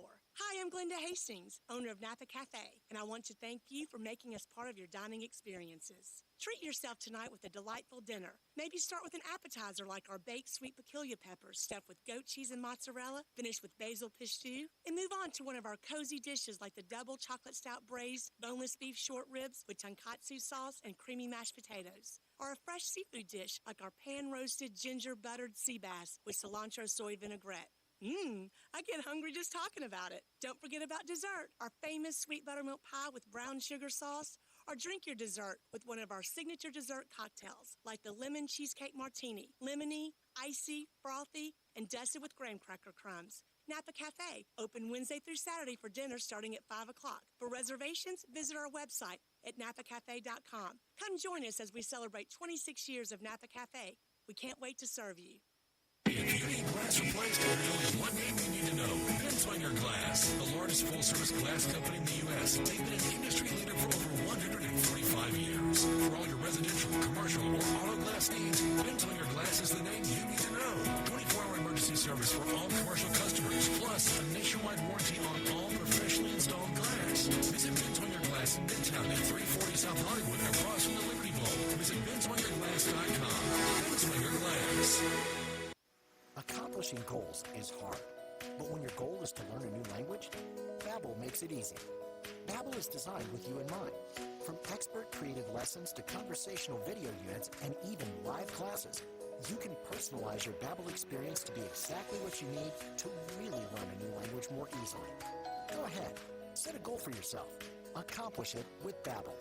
Try Babbel for free. Go to BABBEL.com. That's Babbel.com. It's the Arkansas Razorbacks and the Texas Tech Red Raiders, and this year's AutoZone Liberty Bowl. Plus, Monday will have the Phoenix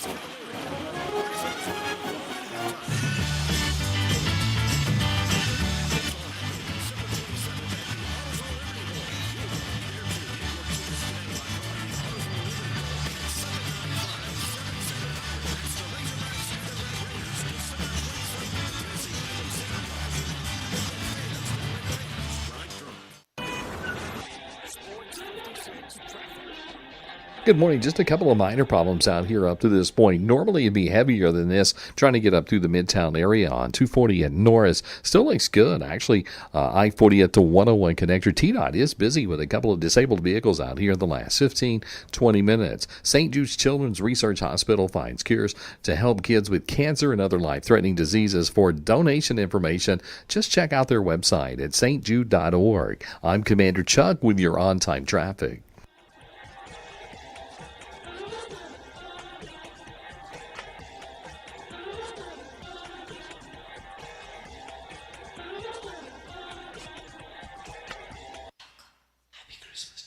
So this is Christmas, and what have you done?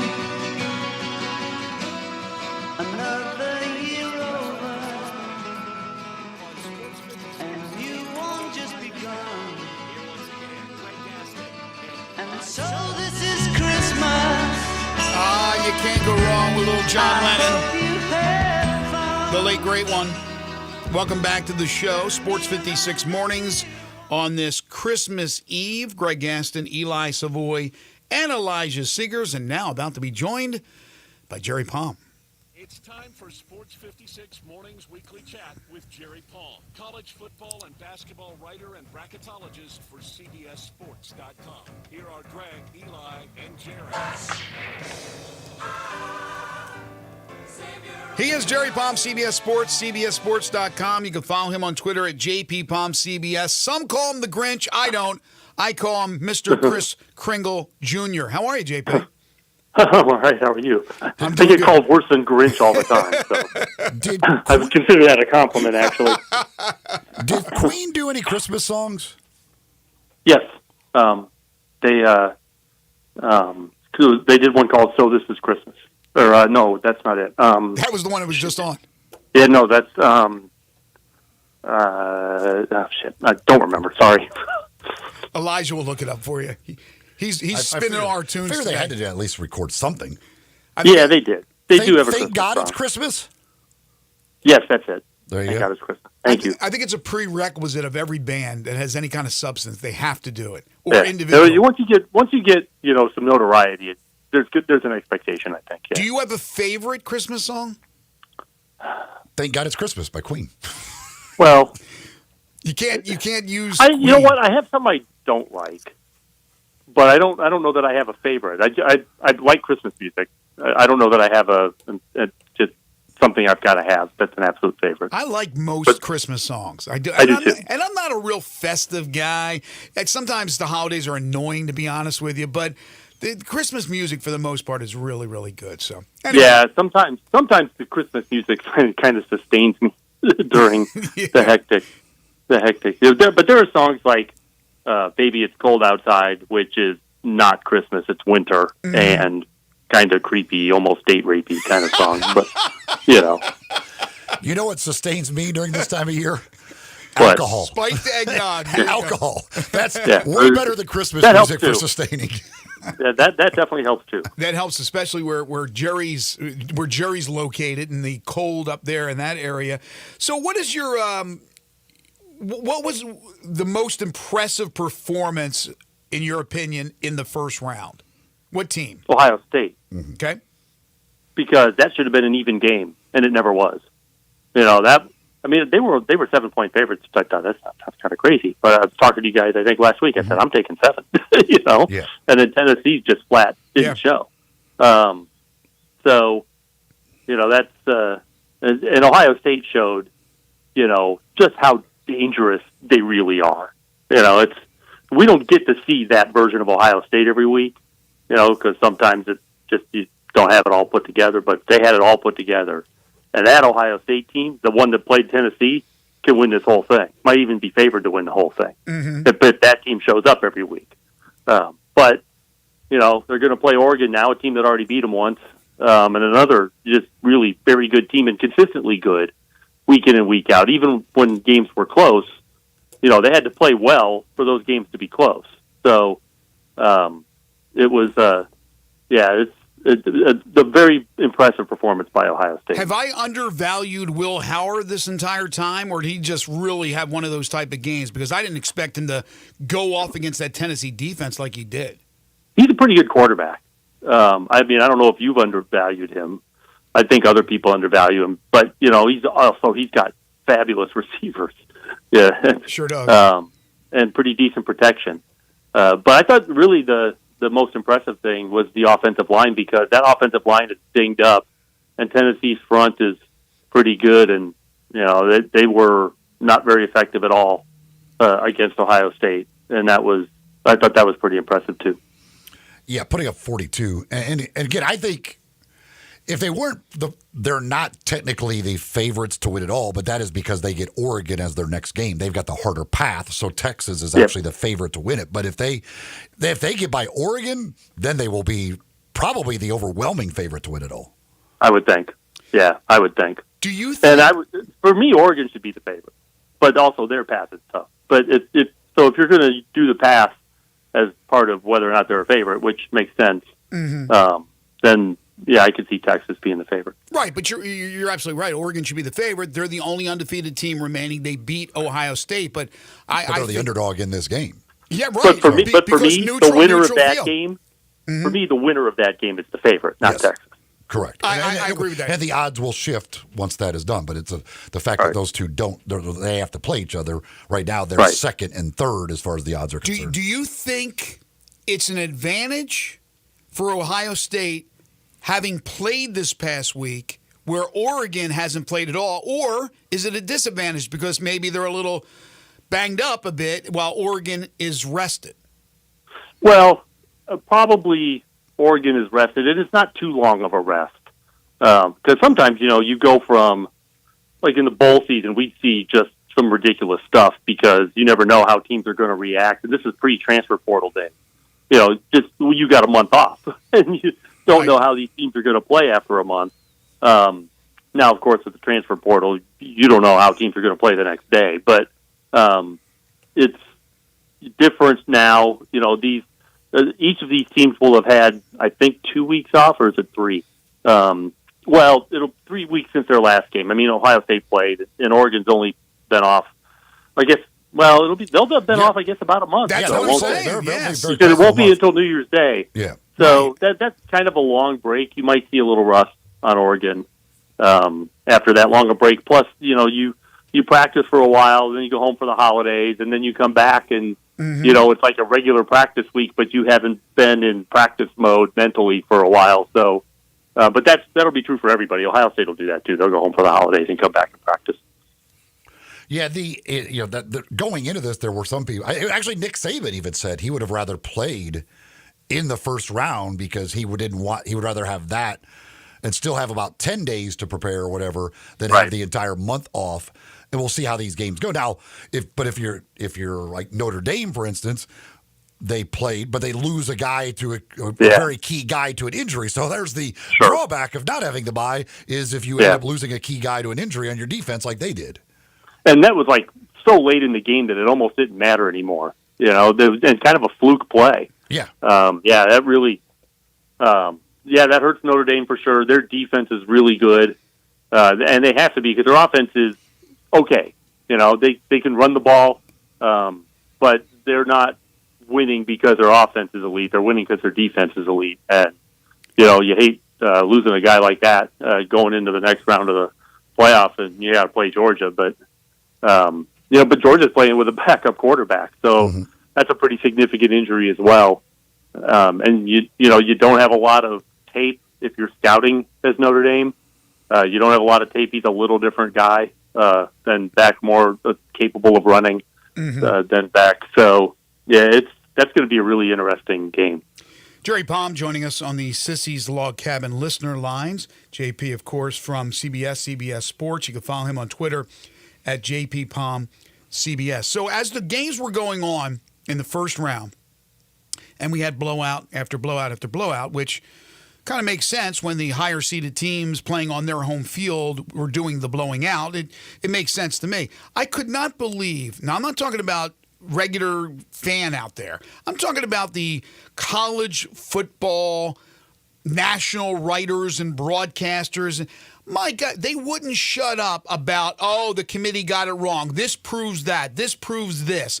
Then you had, of course, the Lane Kiffins of the world speaking what they said about the SEC. And then you go Tennessee turns around and gets blasted by Ohio State. I don't get it. I thought the committee, for what they had to work with and really no set criteria, did a pretty good job. I'm not going to look at this in hindsight and go, you know what, Indiana didn't deserve to get in. You know what, SMU shouldn't have gotten in. They had the right teams. Nobody knows what Alabama, Ole Miss, South Carolina would have done. All I know is what they did during the regular season, and they didn't deserve to be there. So I'm really surprised that the national people were crying about this over the weekend as much as they did. Well, I mean, you've got ESPN beating the drum for the SEC. They have the SEC package, so there's no credibility there, really. And those teams. Yeah, I mean, Lane Kiffin. I think Lane Kiffin's a good coach, but he's an even better whiner. Beat Kentucky at home. Alabama, you're playing Oklahoma. You get 3 points against Oklahoma. Flat didn't even show up for the game. Right. That's why you're out of the playoff. You can whine about everybody else if you want, but that's why you're out of the playoff. You take care of your own business. Yeah, it's over. It's done. I mean, we're into the playoffs. Why put down what's going on? We've had blowouts ever since the 14 playoffs started. Yeah, plenty of them. I was at a Georgia TCU championship game that was like 65-3. Right.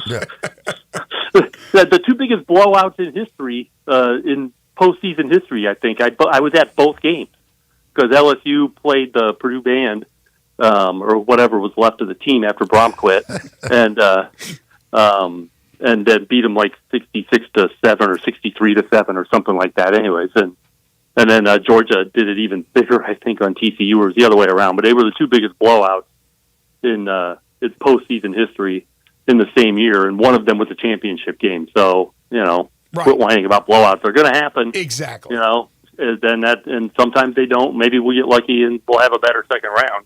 But, it's None of those games were competitive. Clemson was the closest to competitive. Yeah. And if they had gotten that fourth down at the goal line to get it within 7, who knows what would have happened? Probably still going to lose the game, but that had a chance to get at least within one score. Yeah, made a more interesting quarter. fourth quarter. Yeah. We didn't really have an interesting fourth quarter in any of these other games. Yeah, but Indiana's rally was fun and all, but there just wasn't enough time there to get enough onside kicks. And Notre Dame had called off the Dogs by then. It's like a minute and a half to go. We're up 24 or whatever it is, 21. And it must have been 24 because they scored twice. So you run out the second string D and IU is still chugging, and so they that was a game where, and I live in Indiana. I have friends who are IU fans, and they're all telling me that that's a 10-point game. We were really competitive. It's like, no, you weren't. Right. Yeah. You gotta look at Let me tell you what a competitive 10-point game is. A competitive 10-point game is you're down 3 in the fourth quarter, and you're driving, and all of a sudden you throw a pick 6 and you lose by 10. That's a competitive game. Yeah, don't pretend that game was competitive. Clemson lost by 14, but they were more competitive against Texas than Indiana was against Notre Dame. Yeah. And what's interesting about Clemson, if Clemson doesn't win the ACC championship, they're not in the playoffs. So again, we can argue that we're blue in the face about who should have been in, who should not have been in. The bottom line is these are the teams that are in. There's going to be blowouts, and there will continue to be. Yeah, and the best of the lower seeded teams, the best of the road teams, was the one that was the lowest ranked. Exactly, number 12. All right, so give me your thoughts here on the second round. We'll have you on Tuesday, though, so we'll have you before the before all four. Before the entire second round. So so you could save your predictions until then. But any kind of thought just right now, a week before these games, that comes to mind about these matchups? According to Vegas, about Ohio. Yeah, we've already talked about Ohio State and Oregon. Yeah, I'm glad to see something resembling a proper Rose Bowl. Well, let me ask you this then to wrap it up here, and then we'll get actual predictions next week. Okay. Who do you think has the best chance to pull off an upset that's a double-digit underdog, Boise or Arizona State? Boise, because they have a great running back, and if he can have the kind of game that he's typically has, then Boise's going to be on the field a lot offensively. Mm-hmm. It'll be frustrating, and I think, and this, it's kind of in their blood a little bit. I mean, it's been a while since they've pulled one of their upsets in the postseason like they have in the past. But that you've got a guy like Ashton Genty, that he's the best player in the college football playoffs. Second in the Heisman, and Hunter's not in it. Mm-hmm. Then I think you always have a chance with that guy. So, but Arizona State is really hot, especially hot. Sort of turn things on in the middle of the year, and Cam Scatabo is a great player as well. He's got a little Mike Allstott in him, I think. He does. He's not as big, but he's got that same kind of running style. I think Boise State with Ashton Genty, to me, has the best chance. All right, we'll get your predictions of those games next Tuesday when you join us. Thank you for being flexible. Merry Christmas to you and your family. Yeah, Merry Christmas to you guys, too. Thank you, JP. Boise, Katie bar the door if they win that game about the whole group of 5, and maybe there should be more teams from them, from the group of 5 that are in the playoff and all that. That'll be an interesting conversation, I'm sure, when that happens. Folks, if you got a move coming up, you want to make sure you get the right professionals, the right people to help you. Don't try and do that stuff yourself. Get the professionals to help you, to do it for you. Talk to the folks at Black Tie Moving. All you got to do is give them a call. 316-6196. That's 901-316-6196. You can also go to blacktiemoving.com/Memphis.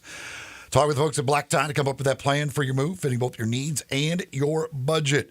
And they will make sure your stuff gets where it's going without any problems, without any issues, taking a lot of that stress and worry out of it for you. That's Black Tie Moving, 316-6196. You're tuned in to Sports 56 Mornings with Greg and Eli on Real Sports Talk, Sports 56, 98.5 FM. Join the voice of the Tigers, Dave Woloshin, for Wolo and Friends. Weekday mornings from 10 to 11 here on Sports 56 and 98.5 FM.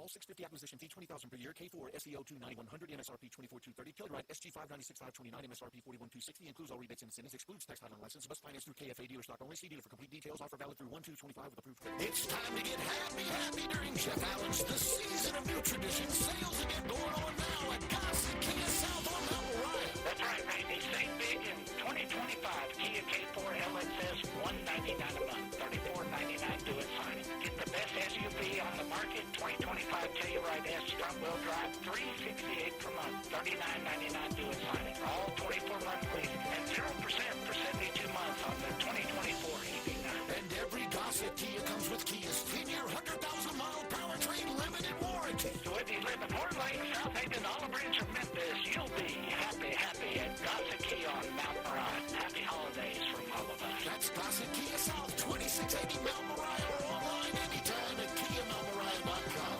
If you have unfiled taxes or are in debt to the IRS, this is important news. Did you know the IRS has programs specifically designed to help people struggling with tax debt? Powerful tax assistance programs that can save you thousands if you qualify. No one knows these programs better than the experts at Optima Tax Relief, America's most trusted tax resolution firm, A-rated by the Better Business Bureau. Their award-winning team of tax attorneys and licensed professionals have resolved over $1 billion of tax debt for their clients. One call to Optima can start the process, helping to end your worries about wage garnishment, asset seizure, and other IRS actions. Make sure you're getting the best options to solve your tax problems. Call the experts at Optima today for a free confidential consultation. Call 800-357-6499. 800-357-6499. 800-357-6499.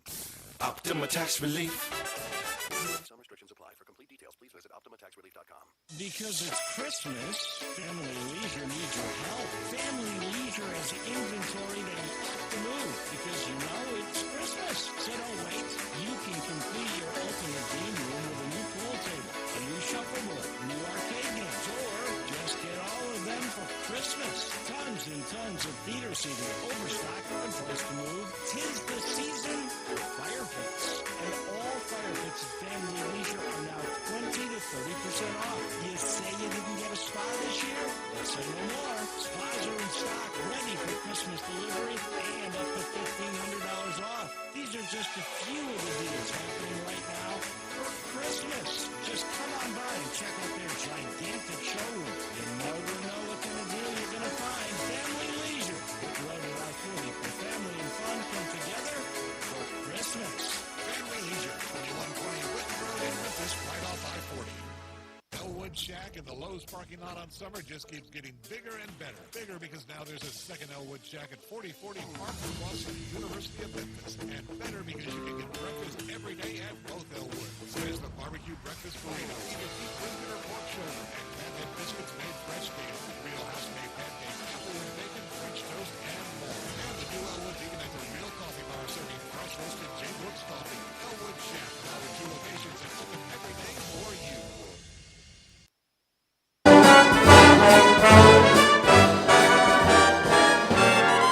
Oh, the weather outside is frightful, but the fire is so delightful.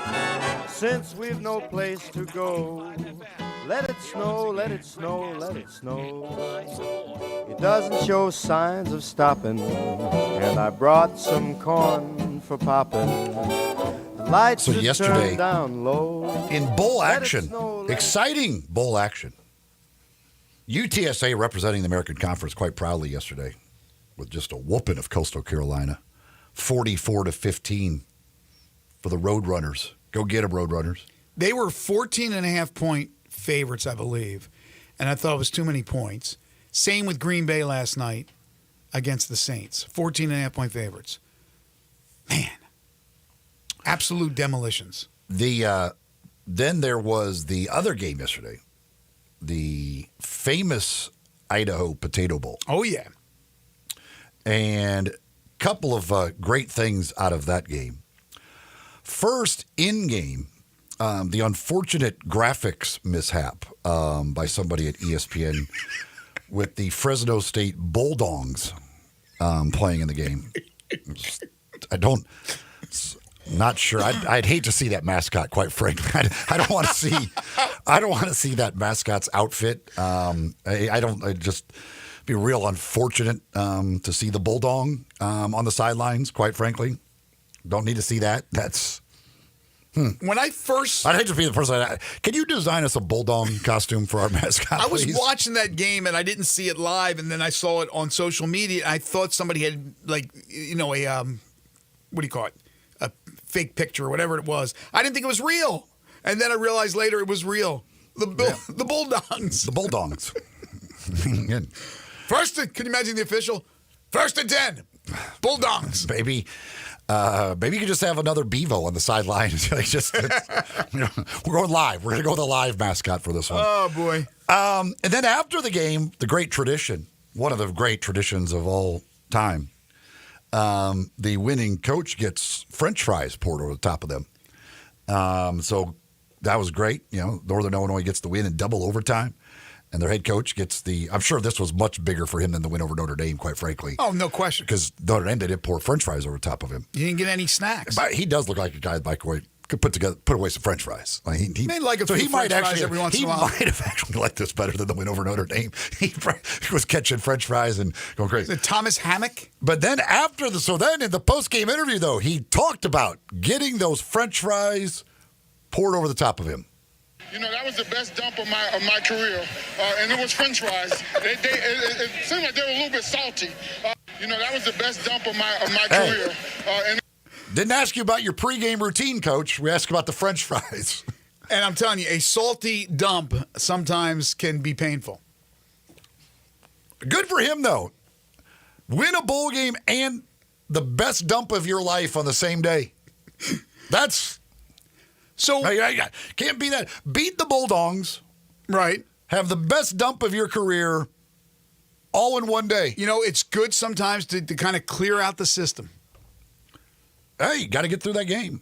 So he talked about the fries being the best dump of his, life, whatever. Okay, French fries, let's be honest. It's pretty good, right?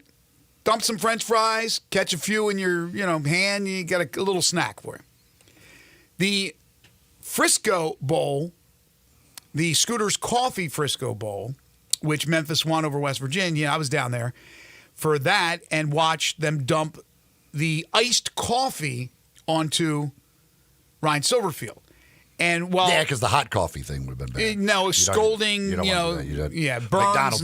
McDonald's taught him that. You can't be dumping the hot coffee up. Ryan would have owned Frisco's Coffee with that lawsuit. Scooter's Coffee. Coffee. Frisco is the place, yeah. Okay. That's the bowl. That's right. Scooter's Coffee. So anyway, they dump it on him. Coffee smells okay, but I don't drink it. It just tastes horrible, right? Not as bad as your description of tea, which always cracks me up. What again is tea? Tea is just water with dirt in it. Water with dirt in it.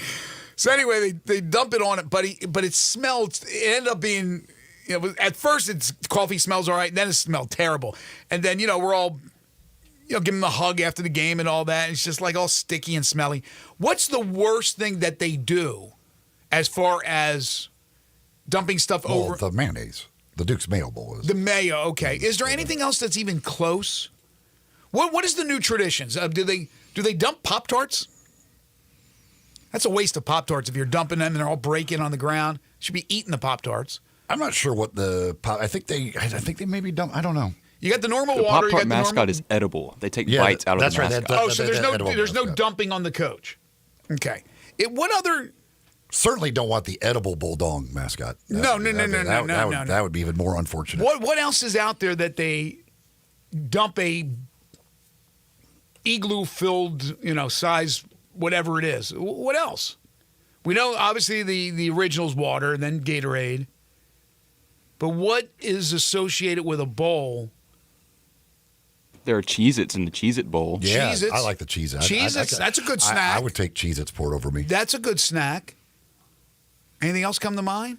So I'm thinking iced coffee, not one of the better ones. Whereas French fries... I think the Fenway Bowl pours wasabi over you. I don't want that poured over me. The Arizona Bowl is going to just drop Snoop Dogg on top of you. No, all kinds of joints. They dump weed on you.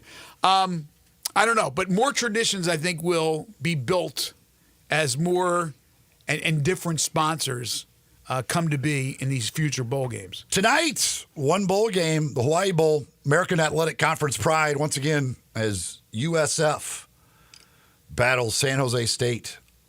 Ken Niumatalolo, I'm going to lean to him. They don't have their receiver. Oh, okay. John Varlas greatly disappointed because they do not have Nick Nash. That's for this right. Game. Who should have won the Biletnikoff? John Varlas, according to Varlas, is boycotting. I'm just disappointed that with South Florida, that was one of my teams that I thought was going to be really, really good. And because of that injury to that quarterback, they started out, I think, okay.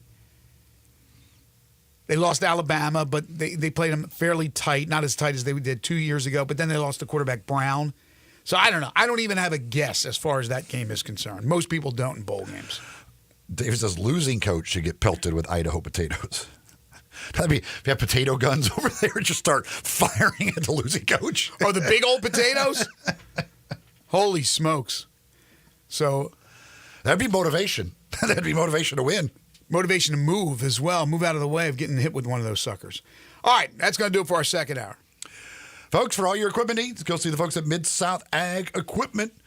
They've got the Case IH Farmall series of tractors, bush hog equipment, and much, much more that you'll find at Mid-South Ag Equipment. You'll find them just south of Collierville on Goodman Road. If you take I-269 to the Goodman Road exit, they're just a half mile west of there, so very easy to find.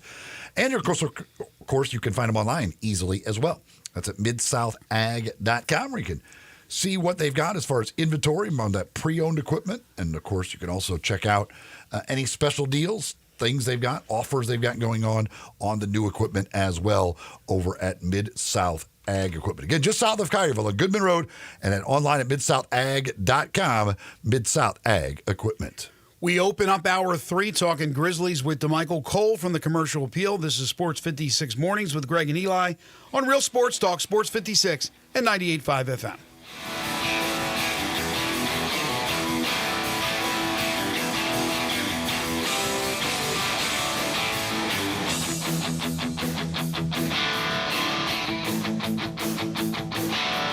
When you're working outdoors, unpredictability is normal. Sometimes one of the toughest jobs of 2025 are on the line yourself. This is running side-by-side with powered AT reliable torque, and smooth shifting trails. And you can choose between 3 trails, standard, deluxe, and the Training Team Force Edition. Built to last adventures since the 2025 Honda Ranger started today. See Honda 5657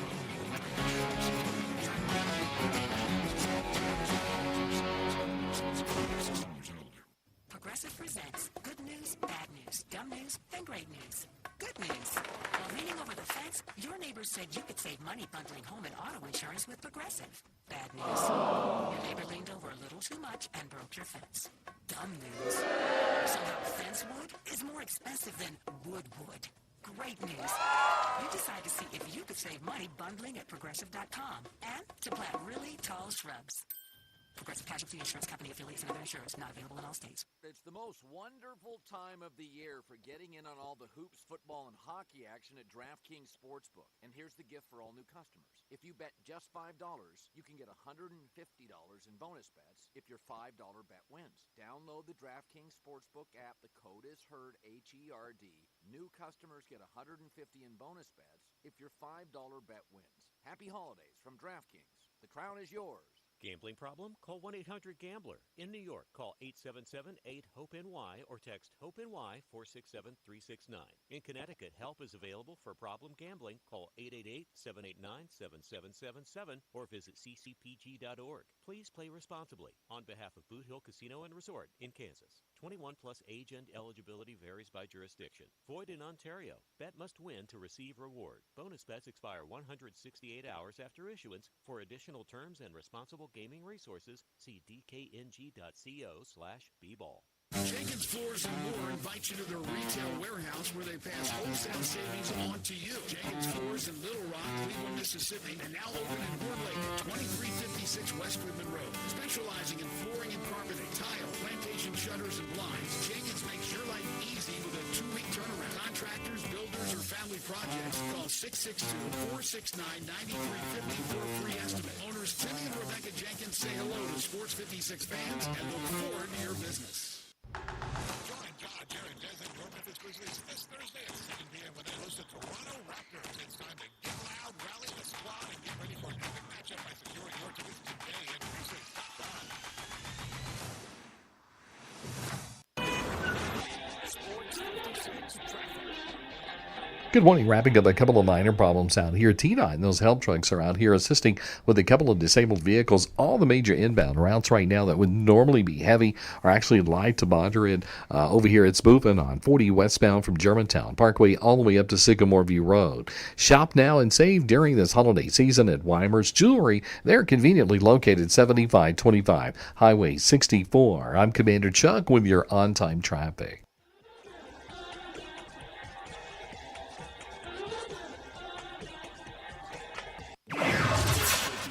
WHBQ Memphis and W253DF Memphis with Brad Mooresworthy and Brian Dacus. Weekday afternoons from 3 to 6. Feliz Navidad. Feliz Navidad. Feliz Navidad. Próspero año y felicidad. Feliz Navidad. Feliz Navidad. Yeah, turn that one up. Jose Feliciano. I want to wish you a Merry Don't sing. Christmas. Do not sing. Don't ruin this great song. But I have a great singing voice. Fantastic. If somebody once told you that, they lied to you. Yeah, I'm lying to myself all these years. Welcome back, everybody. Hour number 3, our final hour today here on Sports 56 Mornings, the Christmas Eve edition. No show tomorrow, but we're back live and in color on Thursday. We will be live each and every day during this holiday season with the exception of Christmas and New Year's Day. Greg Gaston, Eli Savoy, Elijah Seegers with you from the Family Leisure Studios. Family Leisure, it's where family and fun come together. 2120 Whitten Road, just north of I-40. Currently 48 degrees. It will get up to 60 today. That's right. I didn't misspeak there. 60 degrees for a high today. With a chance of rain tonight. With a chance of rain tomorrow, but a temperature of 55. Make that 50, let me get exact. 58 for tomorrow is your projected high. Again, there is a chance of rain, about a 35% chance for Christmas Day. I want to wish everybody out there a very Merry Christmas. Coming up a little bit later on in the hour, we will talk with Joe DeLeon on college football. We are expected to be joined here by DeMichael Cole from the Commercial Appeal. Moved him up from his normal Wednesday appearance, but because, again, it's Christmas Day tomorrow, he is expected to join us, although we are unable to connect with him at this very moment. Long night for DeMichael and those covering the Grizzlies last night as they fell to the L.A. Clippers 114-110. Clippers get the win as the Grizzlies fall to 20-10. We'll talk some more Grizzlies. We did to open up the show if you were with us at 7 a.m., but one of those games for the Grizzlies where down the stretch, they weren't really able to, I think, execute offensively what they're normally doing. Obviously, they want to get down the court, get quick buckets in transition, but as they were trying to score in the half court, I thought the Clippers did a great job basically putting up a wall in the paint, made it really tough on Ja Morant to get to the hole. I think he forced a lot of shots and passes and ended up turning the ball over.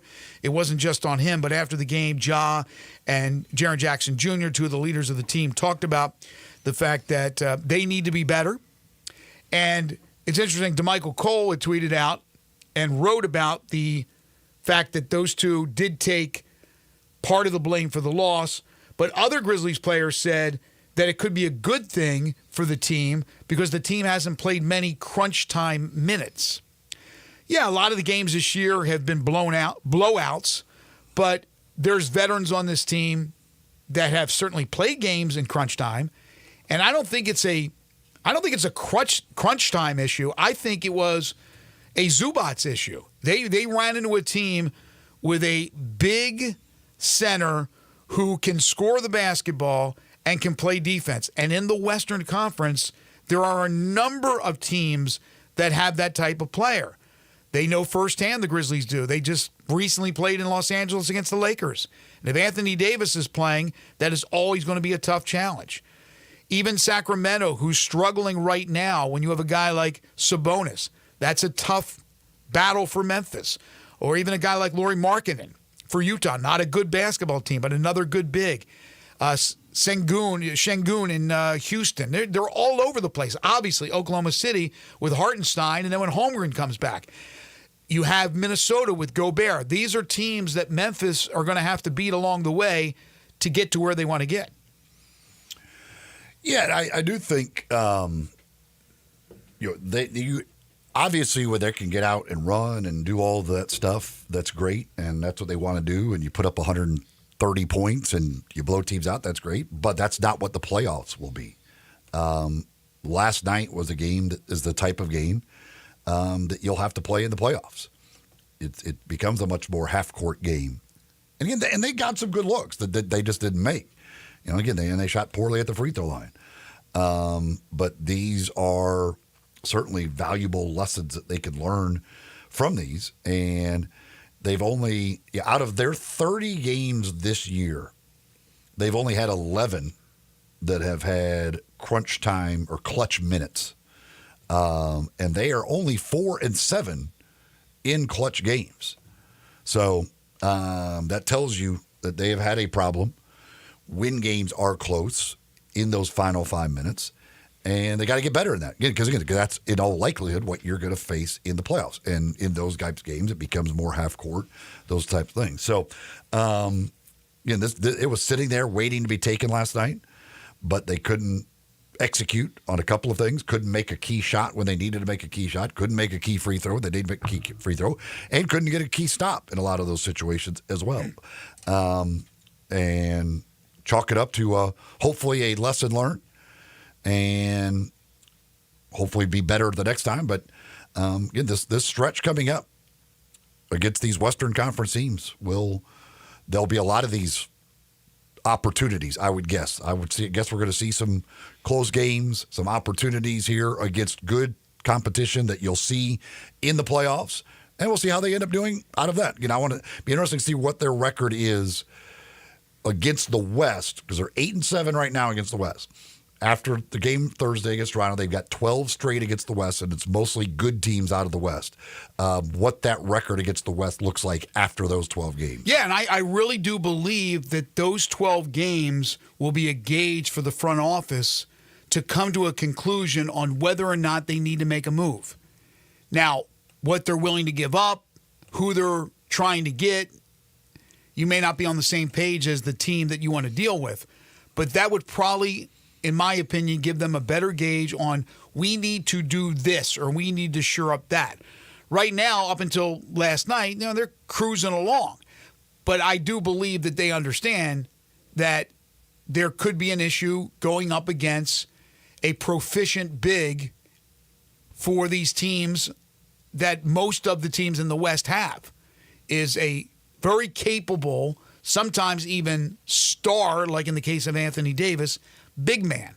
Plus you throw in the fact that Jalen Wells, who has been absolutely terrific, and I thought last night defended James Harden really well.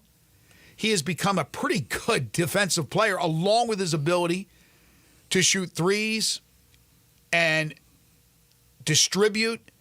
He's been heaven sent. But he's still a young player who's obviously a rookie who hasn't played in those clutch minutes we just talked about, or crunch time, if you will. So, yes, I think that makes sense for a guy who's learning to be a part of a team that closes out games. They also have another young player in Zach Edey, but Taylor Jenkins in the final minutes didn't use Edey. He used Santi Aldama. He went with that lineup of Ja, Dez, Tripp, Wells, Aldama, if I'm not mistaken. So a little bit smaller, you're giving up size when you're going up against a team that has a guy like Zubac. And I'm not going to say that backfired. They just weren't able to get it done. I give the Clippers a lot. I don't think it was on the Grizzlies that they executed poorly. I thought the Clippers executed on both ends incredibly well. And again, they're without their star or one of their stars in Kawhi Leonard.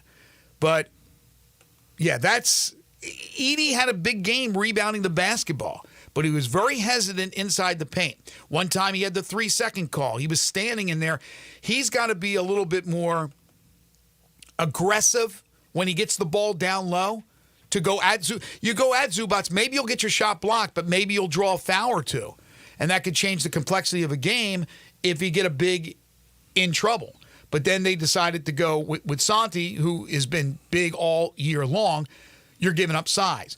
Jaren, he's going to block some shots. He's going to alter some shots. He's going to get a few rebounds.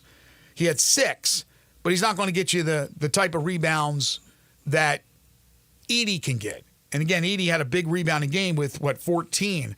But Zubac went 20 and 20. And if you're giving that up to a big, Anthony Davis is one thing, but the rest of these guys are all capable. You give it up to them, you're going to lose a lot of basketball games.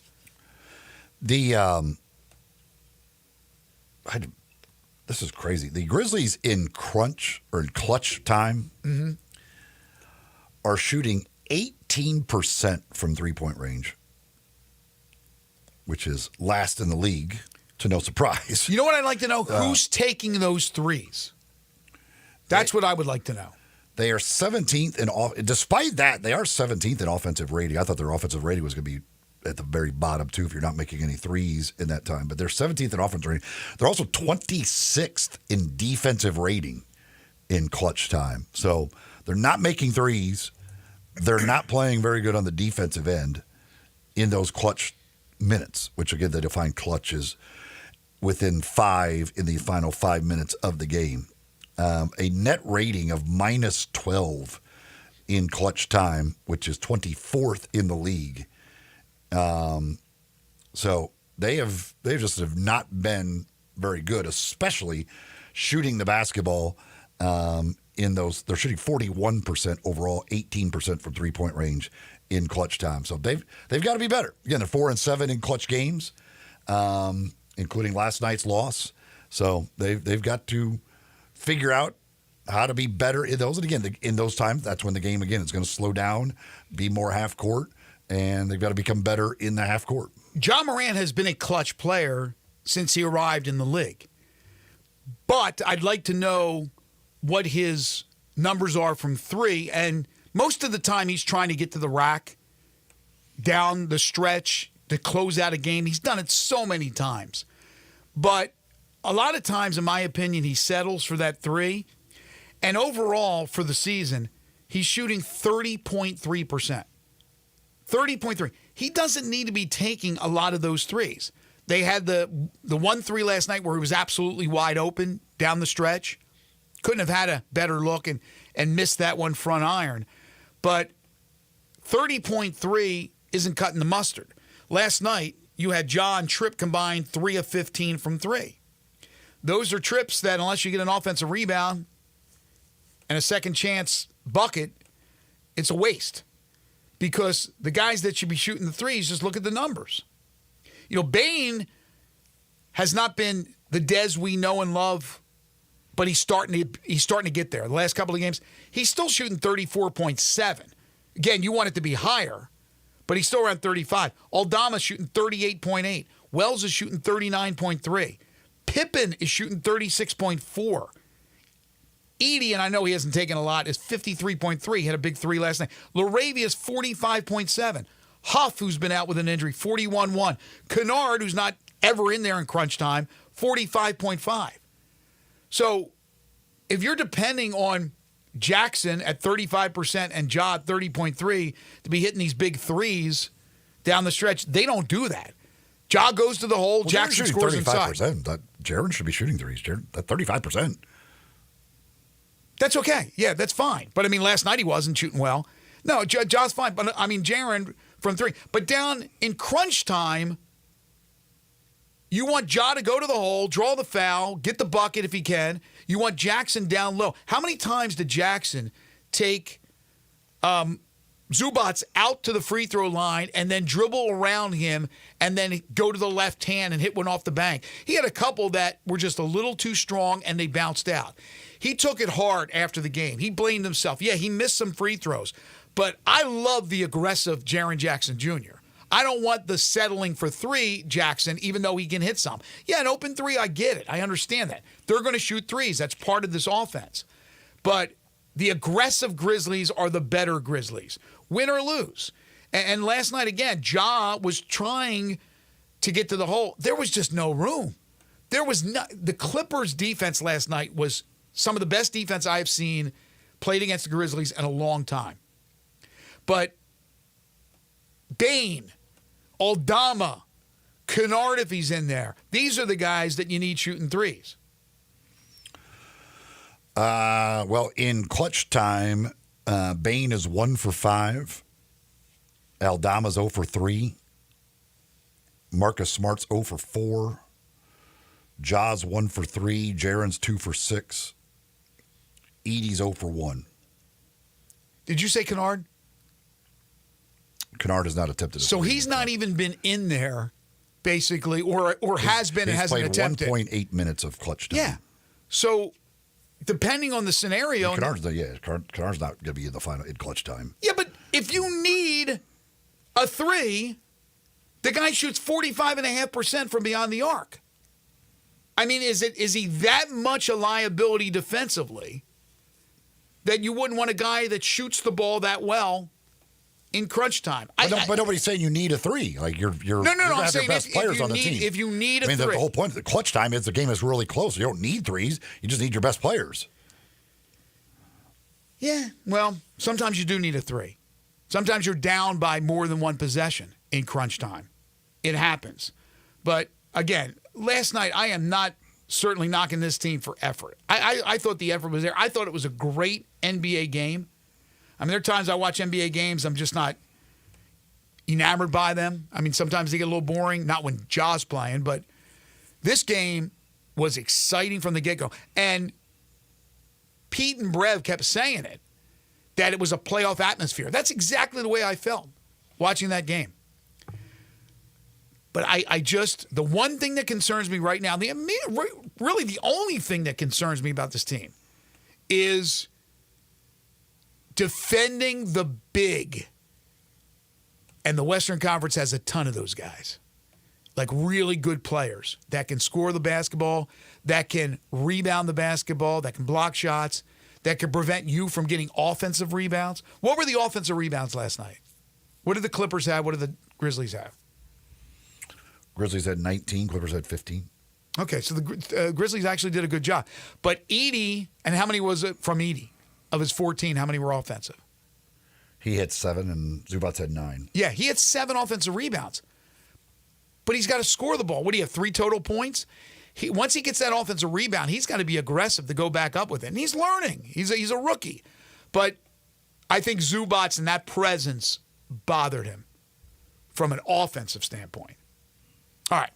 That's the thing. I mean, Zubats had the 9 offensive rebounds, but the Grizzlies outscored them in second chance points. No, they did. The problem with that, the Clippers, again, who don't 26-12 fast break. They don't want to run. They killed you because of turnover. I mean, the Grizzlies giving up 31 points off turnovers. That's a number that just can't be. Yeah. You just can't. You can't give that 31 points off turnovers. Right, 31 off turnovers, 26-12 Clippers and fast breaks, and a lot of that was those same points as they're breaking out after a turnover. But they also outscored the Grizzlies in the paint 62-42. 62-42. Jenkins Floors and More, third-hour sponsor of Sports 56 Mornings. You want a Christmas present for the family, for your wife, for your husband, whatever the case may be. You're looking at the carpeting, you're going, we need new carpeting or flooring. Yeah, we got to get good new flooring, something that makes sense, right? We're tired of looking at this old stuff. Jenkins Floors and More is the place for you. 2356 Goodman Road in Horn Lake, Mississippi. They also have stores in Cleveland, Mississippi, and in Little Rock, Arkansas. Maybe it's a New Year's resolution, right? A project that you want to do after the new year. You want to do it yourself? You're that type of homeowner that has those skills. I certainly don't.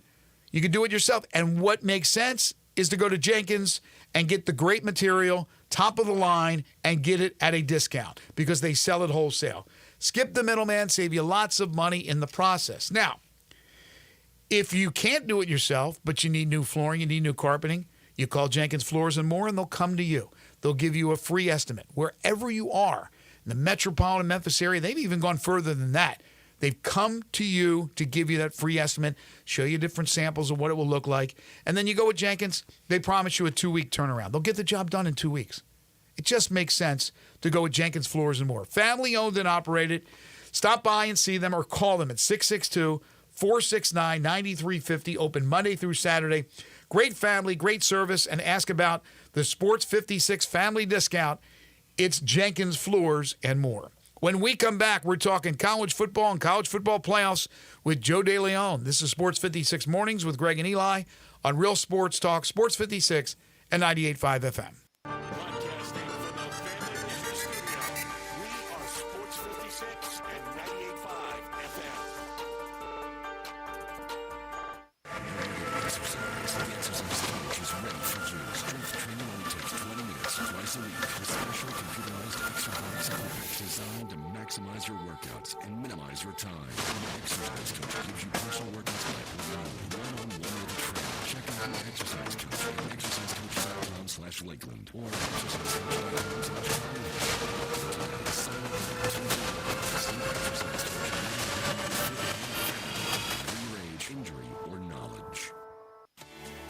At Jason's Deli, when you're dining in or picking up curbside, you can expect wholesome food and no surprises, just delicious sandwiches, crisp salads, and quick quality meals made with the freshest ingredients and no artificial trans fats, MSG, high fructose corn syrup, or artificial colors and dyes. Around here, a lot of thought goes into what we put into our food and what we take out of it, because you're not just taking a bite, you're getting a taste of who we are.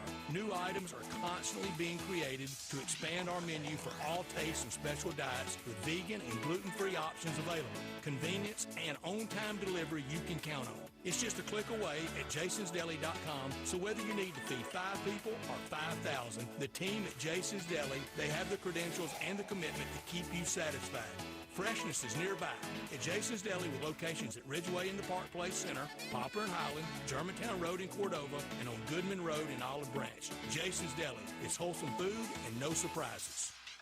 Hey, Mid-South, it's the season of new tradition sales event at Gossett Kia on the Pike. And Bobby J's ready to put you in a new Kia today. Save big in 2025 Kia K4 LXS, $199 a month, $34.99 due at signing. Plus spacious 8-seater SUV 2025 Telluride S, only $368 a month, $39.99 due at signing, all 24-month lease. And don't forget about 2024 EV9 with 0% APR for 72 months. Plus, get peace of mind with Kia's 10-year, 100,000-mile powertrain limited warranty. So call Bobby J and let him put you in a new Kia today. Gossett Kia 1900 Covington Pike online, KiaCovingtonPike.com. If you want it, we got it at Gossett Motor Cars. Acquisition fee $20,000 per year. K4 SEO 29100 MSRP 24230. Telluride SG 596,529 MSRP 41260 includes all rebates and incentives. Excludes tax title and license. Must finance through KFA dealer stock only. See dealer for complete details. Offer valid through 1/2/25 with approved credit.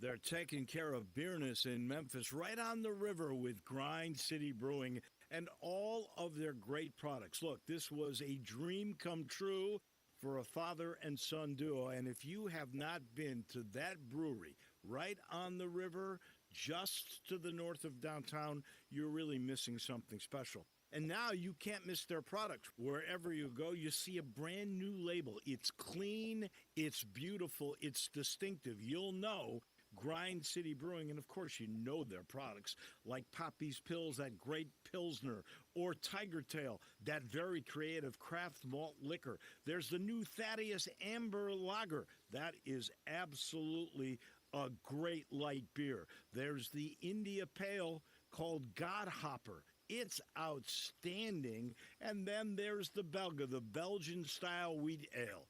They keep bringing hits at Grind City Brewing. It's the most wonderful time of the year. With the kids jingle belling and everyone telling you be of good cheer. It's the most wonderful time of the year. Merry Christmas Eve, everybody. No show tomorrow, so Merry Christmas as well. We'll be back on Thursday, live and in color, starting bright and early at 7 a.m. Joe DeLeon is going to join us in just a moment to talk college football playoffs.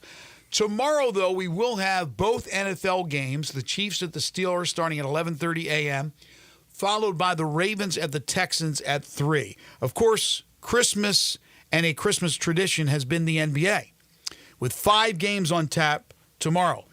The NFL having 2 games on Christmas is more than likely going to slaughter the NBA ratings-wise.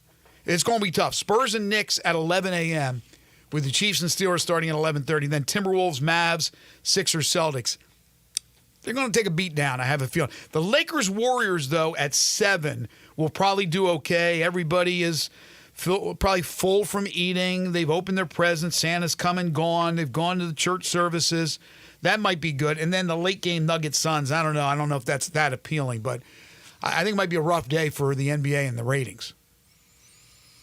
Well, certainly, this is going to be an interesting thing with the NFL just because these games are on Netflix to see, how that does. Obviously, they got the normal streaming they do on Thursdays with Amazon Prime, but the first run through with Netflix, and we'll see how they do. Oh, that's right. It is Netflix, so maybe there's a little bit of hope for the NBA. A lot of people don't have Netflix, but I think there's still going to be enough that those ratings are a hit because they usually are.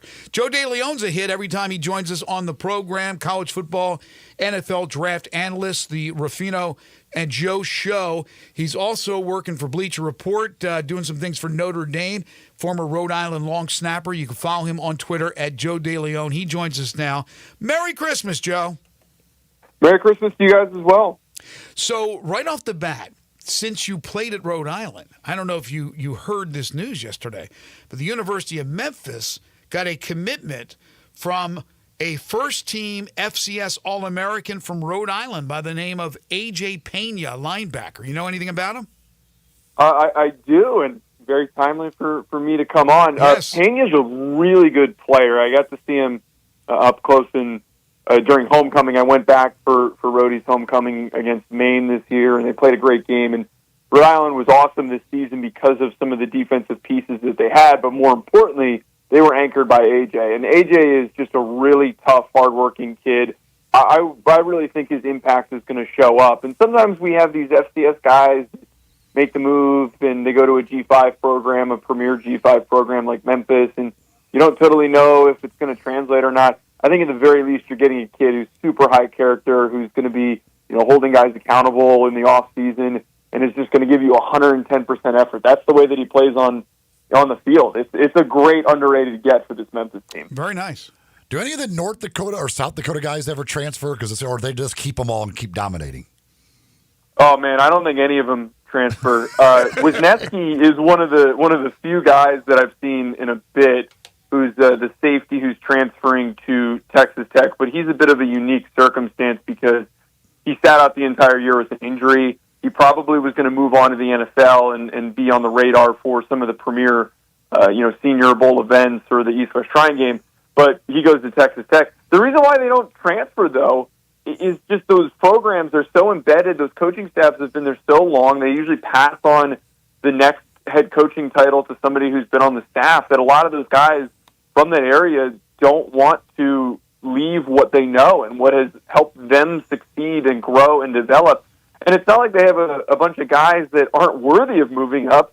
Gray Zabel, who's at North Dakota State, is possibly one of the top guards drafted in the upcoming draft. He could be a second or a third-round pick because he's super physical and he's super strong.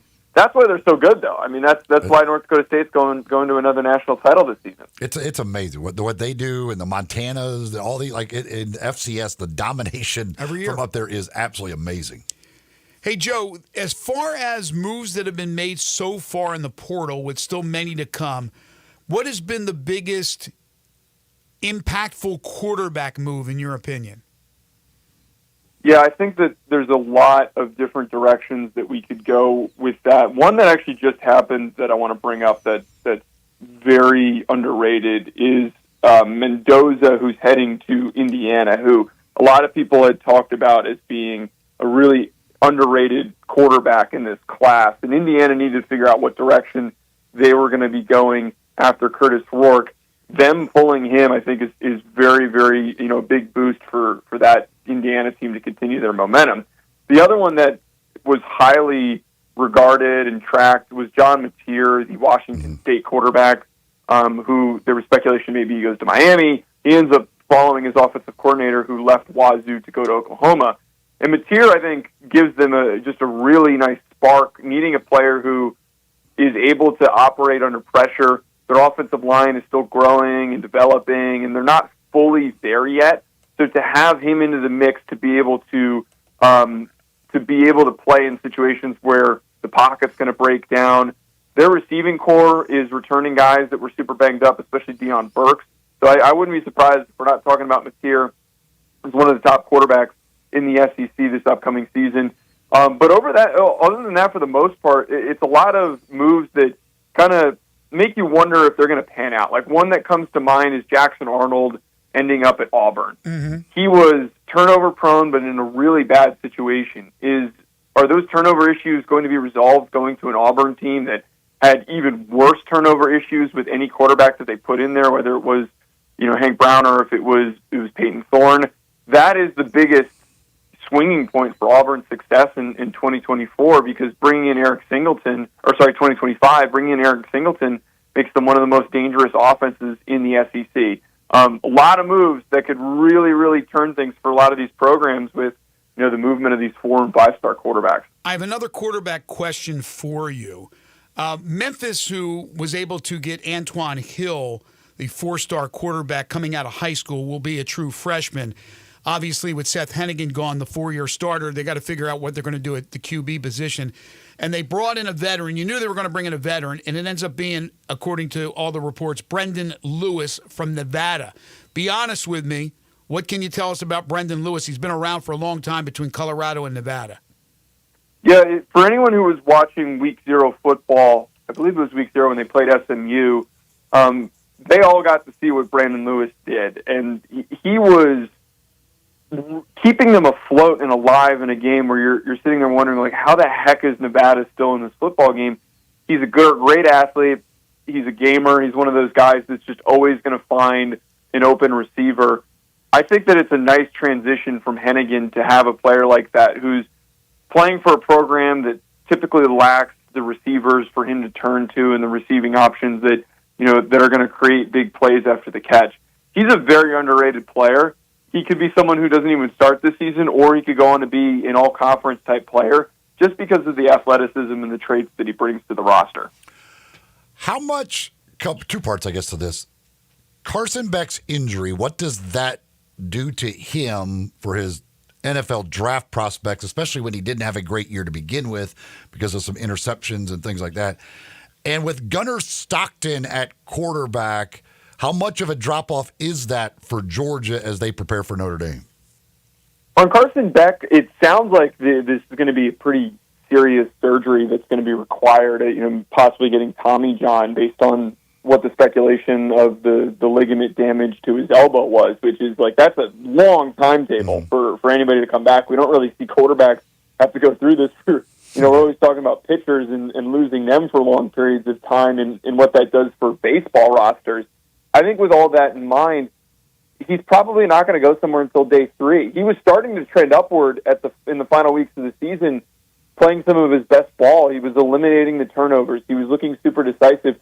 There was a path that he could have gone to be the first quarterback picked in the second round, not the first quarterback picked overall, but somebody picked early in the second round for a team that was looking for a Derek Carr type of a quarterback that maybe starts or just ends up being a really good backup and then eventually takes over, maybe Kirk Cousins type of a quarterback. But him being hurt and not having any availability and not having any real possibility of him contributing if they needed to call on him, it kind of defeats the purpose of him being a backup. So a team that selects him is going to do it for the long term and not for this upcoming year. So for him to go on day 3, he'd be more of a stash play. Now, he could be a really underrated stash play. You take him in the 4th or the 5th round, and then he could be your starting quarterback in a couple of seasons if he is as good as he originally was when he first started at Georgia. But it's going to be an uphill battle. Not being able to do really any testing or throwing during this process is probably going to hurt him when there's going to be other guys that are far more, traitsy, that have the big arm, that are going to be able to show off at the NFL Combine and at their pro days. But to talk about Gunnar Stockton, he is truly the biggest wild card in the upcoming round. He is either going to come in and be your typical inexperienced quarterback that hasn't seen enough significant snaps to really impact the game and have mistakes against the Notre Dame secondary that is extremely aggressive at taking advantage of opposing quarterbacks' mistakes. And if he goes out there and he throws a pick, it could really kill them. But the other side of this, and what we saw in the Texas game, there's not enough film on him for teams to really prepare for him. And he showed something that Carson Beck couldn't do and chose not to do. He's not afraid to tuck it and run. He is a very underrated athlete. He's also a very aggressive one. We saw the big hit that he took in overtime that set them up for the game-winning score. I think that if he plays to the best of his ability and they get the most out of him, I think he caused serious headaches for Notre Dame's defense to down Riley Mills because he adds a layer that Carson Beck couldn't. There were times this year that Georgia was having so many troubles running the football. So now having another player that joins that mix in situations where you're not expecting for maybe him to tuck it and take it for a quarterback draw or however they want to scheme him touches, he could really, really swing things for Georgia to win a national championship. Joe DeLeon, college football NFL draft analyst and co-host of the Ruffino and Joe Show, joining us on the Sissy's Log Cabin guest lines. You can follow Joe on Twitter at Joe DeLeon. That's JoeDeleone. Joe, in no particular order, who are the top 5 quarterbacks that will be drafted this spring? Right now, I think Shedeur is going to end up going number 1, and I think that knowing how he's handled the ability to, and we were talking about earlier for other guys, the ability to, for like when I mentioned Mateer, the ability to handle pressure amongst the bad offensive line, I think is going to help his case to go to the New York Giants as they're trying to rework their offensive roster. And I think that immediately after that, Cam Ward is going to be a very nice consolation prize for whoever ends up getting him. If it is the Raiders, if it ends up being the Browns who trade up, they're going to end up getting just a huge, big-armed, impactful, improvising quarterback. The problem is right now in knowing who's next, it depends on a lot of declarations, because Jalen Milroe would be next for me, but we don't know if he's going back to Alabama just yet. Quinn Ewers, I don't think is going to be up there in that mix, and Drew Allard did announce that he is returning to school. But after that, we get into this really ugly void of, like, who the heck is even worth taking in the first round, and I don't think that there even are many options. Third for me would be Jackson Dart, because Jackson Dart showed just really good poise in decision-making, and I think he's going to be very underrated in this process. Riley Leonard, who's looked better throughout this playoff, and if he finishes really strong, I think would go for 4 for me. And then last, Will Howard has looked phenomenal, and he's got the big frame that you look for in the NFL, that the NFL loves, that they're going to drool over during this process. But when I say that he ends up being that 5th guy or 4th guy, he's probably not going to go somewhere until mid to late day 2, if it's the 3rd round, maybe even the 4th round. The one thing I think that a lot of fans need to be prepared for, if your team needs a quarterback, this is not going to be the year, as a lot of people have talked about. There are very, very few options, as I mentioned. That consolation prize of Cam Ward is going to look really nice if your team ends up getting him. Yeah, and I would be very, very happy if I was able to get him as the 2nd quarterback. That is for sure. This next round of games in the playoff. Talked a little bit about Georgia, Notre Dame, obviously. Oregon, Ohio State certainly looks like a great matchup. Kind of unfair for Oregon as the number 1 seed probably to get Ohio State in this round. Can Ohio State repeat that performance they had against Tennessee and get the win here? I think that they can. Right now, Ohio State's actually my pick to win the national title after a little bit of a reset from this first round. And the reason why I'm picking them is the way that they played. I broke down the film afterwards, and they were firing off the ball so aggressively. I have not seen a team all season that was so focused, so aggressive, so downhill. I don't think people realize how close the margins were against an opponent like Tennessee. Like, this wasn't a situation that some people tried to paint it as, oh, Tennessee was overrated. No, they weren't. Ohio State was just that locked in. It was completely diminishing the effort that Ohio State played to. They were relentless on every single snap. And the reason why I think that they have a shot here to win against Oregon and then to go on a run and to definitely beat Texas and then to beat whoever they'd face in the national championship game, they have the roster to have been the Big Ten champion and to have beaten Michigan. But they stumbled, and they stumbled in such a horrible way. But somehow that ended up being a rallying point. Ironically, them losing to Michigan could be that spark that they needed to rally everybody together to be so focused. That was what was so noticeable on film, was how locked in that they were on every single snap, and they clearly are rallying together because of what happened. And if you listen to Ryan Day talk and you listen to the players talk, they are very clearly taking it personally, that loss, and how Ohio State fans have responded to them and almost counting them out. So right now, I think Ohio State is very, very much alive and could win this year's national title. Truly an amazing story if they get it done, of perseverance, battling back from a coach who was certainly under fire. But, they have to get it done first, but it is a story in the making. All right, Joe, only about a minute left. Real quick, you mentioned, Texas next round. So I would assume that you believe Texas will beat Arizona State. And then give me a quick thought on that. And then what about Boise State and Penn State with Ashton Jeanty running the ball against that Penn State defense? Yeah, I think that there's a theme from the first round of the playoffs is that the teams with better athletes on their offensive and defensive lines are going to prevail. Opposing teams that are, plucky underdogs are fun to watch, and they might have guys like Ashton Jeanty and Cam Skattebo, but it is an uphill battle when you're going up against these teams with 4- and 5-star D linemen. So I think that gives Texas the edge for sure, that even if maybe you see a little bit of a sloppy game from them offensively, kind of like what happened in the third quarter, that the athletes are just going to end up taking over. And then the same goes for Penn State. I think Jeanty's going to do what he does, where he goes for a $170 or more. But where the reality is going to set in is that Maddox Madsen's not going to have time to operate, and Abdul Carter is going to be coming after him. He is not like Kevin Jennings was at least able to try to do, able to evade things, because he is nowhere near the same level of athlete. So as much as I think people want to root for the underdogs to win, it's just not like basketball. It's so much harder to produce those results in the game of football. Love talking football with Joe DeLeon. You can follow him on Twitter at Joe DeLeon. Listen to the Ruffino and Joe show. He's a terrific college football and NFL draft analyst. Joe, as always, thank you so much. Merry Christmas. Happy New Year. We'll talk to you after the first. Of course, thanks for having me, guys. Enjoy your holiday. Thank you, Joe.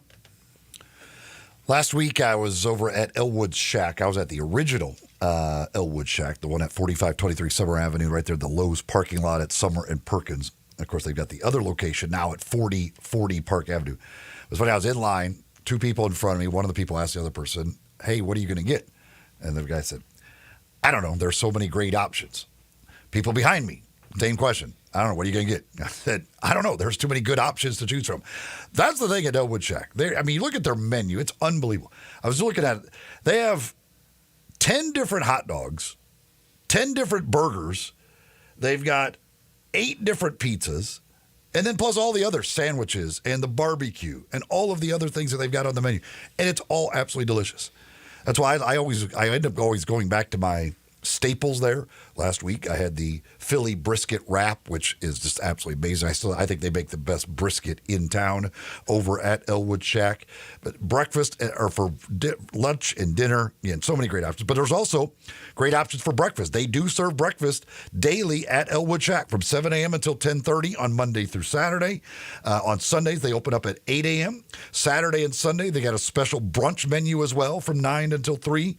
They've got the breakfast burrito that they do. The barbecue breakfast burrito, French toast, avocado toast, the hungry man's breakfast, the Woody, all kinds of great items. At the Park Avenue location, they got a full coffee bar as well for you coffee drinkers out there. They serve J. Brooks fresh coffee beans. They currently serve the Spirit of Memphis coffee bean from J. Brooks. They've also got frappuccinos and cappuccinos and lattes and teas. All that they can do. They have fresh made shakes as well with Bluebell ice cream. They do it all over at Elwood Shack. Again, just so many items. It's hard to choose, but you're never going to go wrong at Elwood Shack for breakfast, lunch, or dinner. Check them out. Again, 4523 Summer Avenue or 4040 Park Avenue, Elwood's Shack. Thanks for making me hungry. I'm starving now listening to that. Oh, my gosh. I could always go for Elwood's. Elwood's fantastic. All right, we'll take a break, come back, wrap it up. This is Sports 56 Mornings with Greg and Eli on Real Sports Talk, Sports 56 and 98.5 FM. Broadcasting from the Family Leisure Studio, we are Sports 56 and 98.5 FM. Since 1948, in the alley, the Rendezvous. I'm with John Burgess. John, what's going on in the Rendezvous? Well, there's some things about the Rendezvous I'm going to talk about. For example, we make it really easy to park. We have valet parking right at Monroe Street in our alley. We also want to make it easy for people to get to doors. You can now park in our alley right at our front door and put your flashers on. People also forget that we take reservations for 6 or more. And we have a wonderful party room upstairs that can accommodate people for rehearsal dinners, birthday parties, reunions, graduations. Our rooms seat between 25 and 275 people. And everything at the Rendezvous can be packed to go. We also do catering. See our menu online, and we can even deliver for groups of 15 or more. So if you have any questions, always feel free to call us at the Rendezvous because we answer our phone ourselves. You'll never hear. Please listen carefully for our menu listing. Press 1 for reservations, press 2 for hours, press 3 for catering, or if you know your party's 9-digit extension number and the first 3 letters of their mother's maiden name, dial it back. Come see us at the Rendezvous. Since 1948, the Rendezvous. You or someone you know or care about has dealt with a difficult divorce. When facing divorce, you need the attorneys at Rice Law. Nick and Larry Rice lead the firm with 3 generations and 7 decades of experience. Located in Memphis, serving the entire state of Tennessee and North Mississippi. Rice Law is who you need to call. Simple or difficult divorce, they know how to handle it. Call Rice Law at 901-526-6701, or for more information, visit them at aboutdivorce.com. That's aboutdivorce.com. For over 8 decades, America's farmers have counted on the little red tractor from Case IH, the Farm Law, to help them make short work of undemanding chores. Mid-South Ag can show you they aren't just for farms anymore. With horsepower ranging from 30 to 105, plus an army of attachments, they can tackle every chore on your to-do list. From hauling and mowing to loading and towing and then some. Stop by Mid-South Ag Equipment or call 662-890-3141 to find a Case IH Farm Law that's right for you. Jenkins Floors and More invite you to their retail warehouse where they pass wholesale savings on to you. Jenkins Floors in Little Rock, Cleveland, Mississippi, and now open in Horn Lake at 2356 West Whitman Road. Specializing in flooring and carpeting, tile, plantation shutters, and blinds, Jenkins makes your life easy with a 2-week turnaround. Contractors, builders, or family projects, call 662-469-9350 for a free estimate. Owners Timmy and Rebecca Jenkins say hello to Sports 56 fans and look forward to your business. Because it's Christmas, Family Leisure needs your help. Family Leisure has inventory they have to move because you know it's Christmas. So don't wait. You can complete your ultimate game room with a new pool table, a new shuffleboard, new arcade games, or just get all of them for Christmas. Tons and tons of theater seating, overstock, one place to move. 'Tis the season for fire pits. And all fire pits at Family Leisure are now 20 to 30% off. You say you didn't get a spa this year? Let's say no more. Spas are in stock, ready for Christmas delivery, and up to $1,500 off. These are just a few of the deals happening right now for Christmas. Just come on by and check out their gigantic showroom. You never know what kind of deal you're going to find. Family Leisure. It's right around 40 for family and fun come together for Christmas. Family Leisure, 2120 Whitman Road in Memphis, right off I-40. Have a holly jolly Christmas. It's the best time of the year. I don't know if there'll be snow, but have a cup of cheer. Have a holly jolly Christmas. And when you walk down the street, Say hello to friends you know. Burl and Ives, correct? everyone you That is meet. correct. I'm pretty good with my Christmas music trivia. What? Everybody knows that's Burl Ives. Not everybody. Well, maybe kids don't, but Probably a lot of people that don't. Earlier we were talking about the feud between Shannon Sharp and now Kirk Herbstreit, and I guess Fowler's involved in that too. There's also a little mini feud going on. Not that Lane Kiffin's reacted to it, but Lane Kiffin was tweeting out over the weekend after game in the playoff, and obviously frustrated that Ole Miss is not in there, and maybe that the SEC is not represented even more. And so Joel Klatt from Fox Sports just went after Lane Kiffin, and he responded to one of the tweets and said, if your team played half as well as you tweet, you would likely be in. And then he went on his podcast and doubled down. He said, listen, Lane, if you wanted to be in the playoff, you had your chance. In fact, you were in, my man. You were in the playoff. I love you, but you blew it. You lost the game you shouldn't have lost, so you weren't in the college playoff, and that's what it is. He continued with this. I just didn't want to hear the whining. Well, you don't have to read. You don't have to follow him on Twitter. You don't have to read his tweets. Not going to take it back. Not sorry. I tweeted it. Love Lane. Love Lane. Sure, you love Lane. By the way, part of that was complimentary. Oh, here you go. Now he's doing the backstroke. He tweets incredible. He's great for college football. I love that Lane Kiffin is at Ole Miss, and I hope he stays in college football for a long time. But this idea that he was going to continue to play these hypothetical games, on and on and on, I get frustrated. The easiest position to argue from is the position of a hypothetical because there's no proving you wrong. That's Lane's opinion. All right, everybody's entitled to an opinion. If you don't like it, don't read the guy, don't follow the guy. You don't have to react to the guy. So, again, I'm not saying what Klatt is saying is wrong, and it does sound like whining, but that's Lane. Lane is a positive for college football. Lane is a breath of fresh air. You're going to get a good quote. Yes, he's singing the praises of the SEC. He's not the only one that has done that. So, settle down, Joel. No, you disagree? Joel's doing the same thing we've done all week. I know, but Joel's now, and he's an analyst. He has his podcast. I guess he can say whatever he wants on his podcast. I'm talking about on Twitter. The guy writes what he writes. You don't have to respond. You don't have to react. No, but we do. I mean, he's in the business. We do. Well, again, he doesn't have to do it. Again, I reacted to Lane Kiffin yesterday. I don't like. Yeah, it's just like Shannon. I think Lane Kiffin's. It's ridiculous. Like you had your opportunity to earn a spot in the playoff. Okay. You didn't do it. So he has an opinion that he still thinks it's they messed up with the way they. I think he's wrong, but that's fine. Okay, sports talk show, a little bit different. Obviously, we have opinions and we give our opinions, but it's just it goes back to in-house fighting, and that's not in-house. It's a coach, and then it's a broadcaster part of Fox, which is more hooked up with Big Ten than it is with the SEC. But we talked about Shannon Sharp, again, in the ESPN family. What I thought was a mistake by Herbstreit and Fowler to react the way they did to what those guys said on their show in their forum, especially being a part of the ESPN family. But then Shannon, who's never going to let it just sit, takes it one step further. Instead of doing it behind the scenes and contacting these guys and saying, I didn't like what you did, he had to go public. He had to take that next step. And again, that's what happens with these in-house fights. I guess it's like brothers fighting or sisters fighting. It is what it is. And it is what it is today, because that's it for us today for this Christmas Eve edition of Sports 56 Mornings. Tomorrow, St. Nick will make his rounds. Have a happy, safe, fun, enjoyable Christmas. Rounds tonight. Well, technically, it'll probably be after midnight. So technically, it'll be Christmas Day. He can get it done. He can get it done in a few hours. That's the way it works. And if you have a problem with that, just call him. Don't go on social media and rip Santa. Give him a call. His line's always open to you, Eli. So tomorrow, have a great and Merry Christmas. We're back Thursday, starting bright and early at 7 a.m. with an all-new show. Want to thank Jerry Palm and want to thank Joe DeLeon for joining us. We'll reschedule to Michael Cole. Coming up next, it's Rolo and Friends on Sports 56, so stay tuned for that. For Eli Savoy, for Elijah Siggers, I'm Greg Gaston.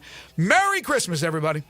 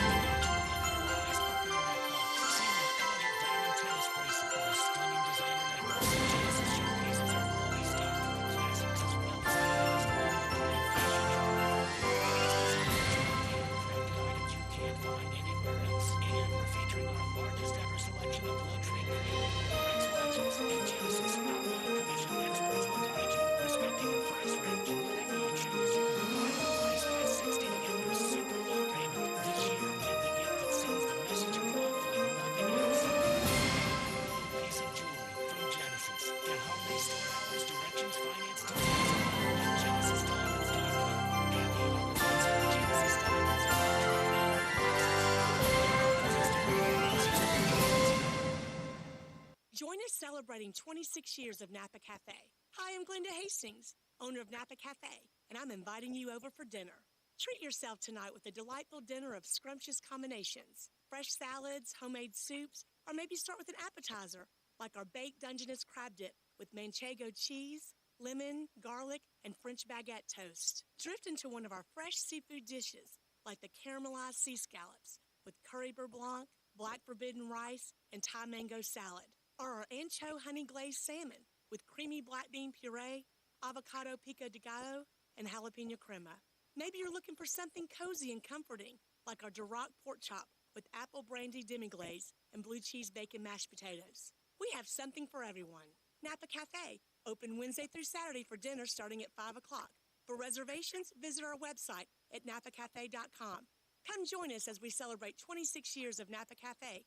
I'd sure love to see you. $5,000. That's the average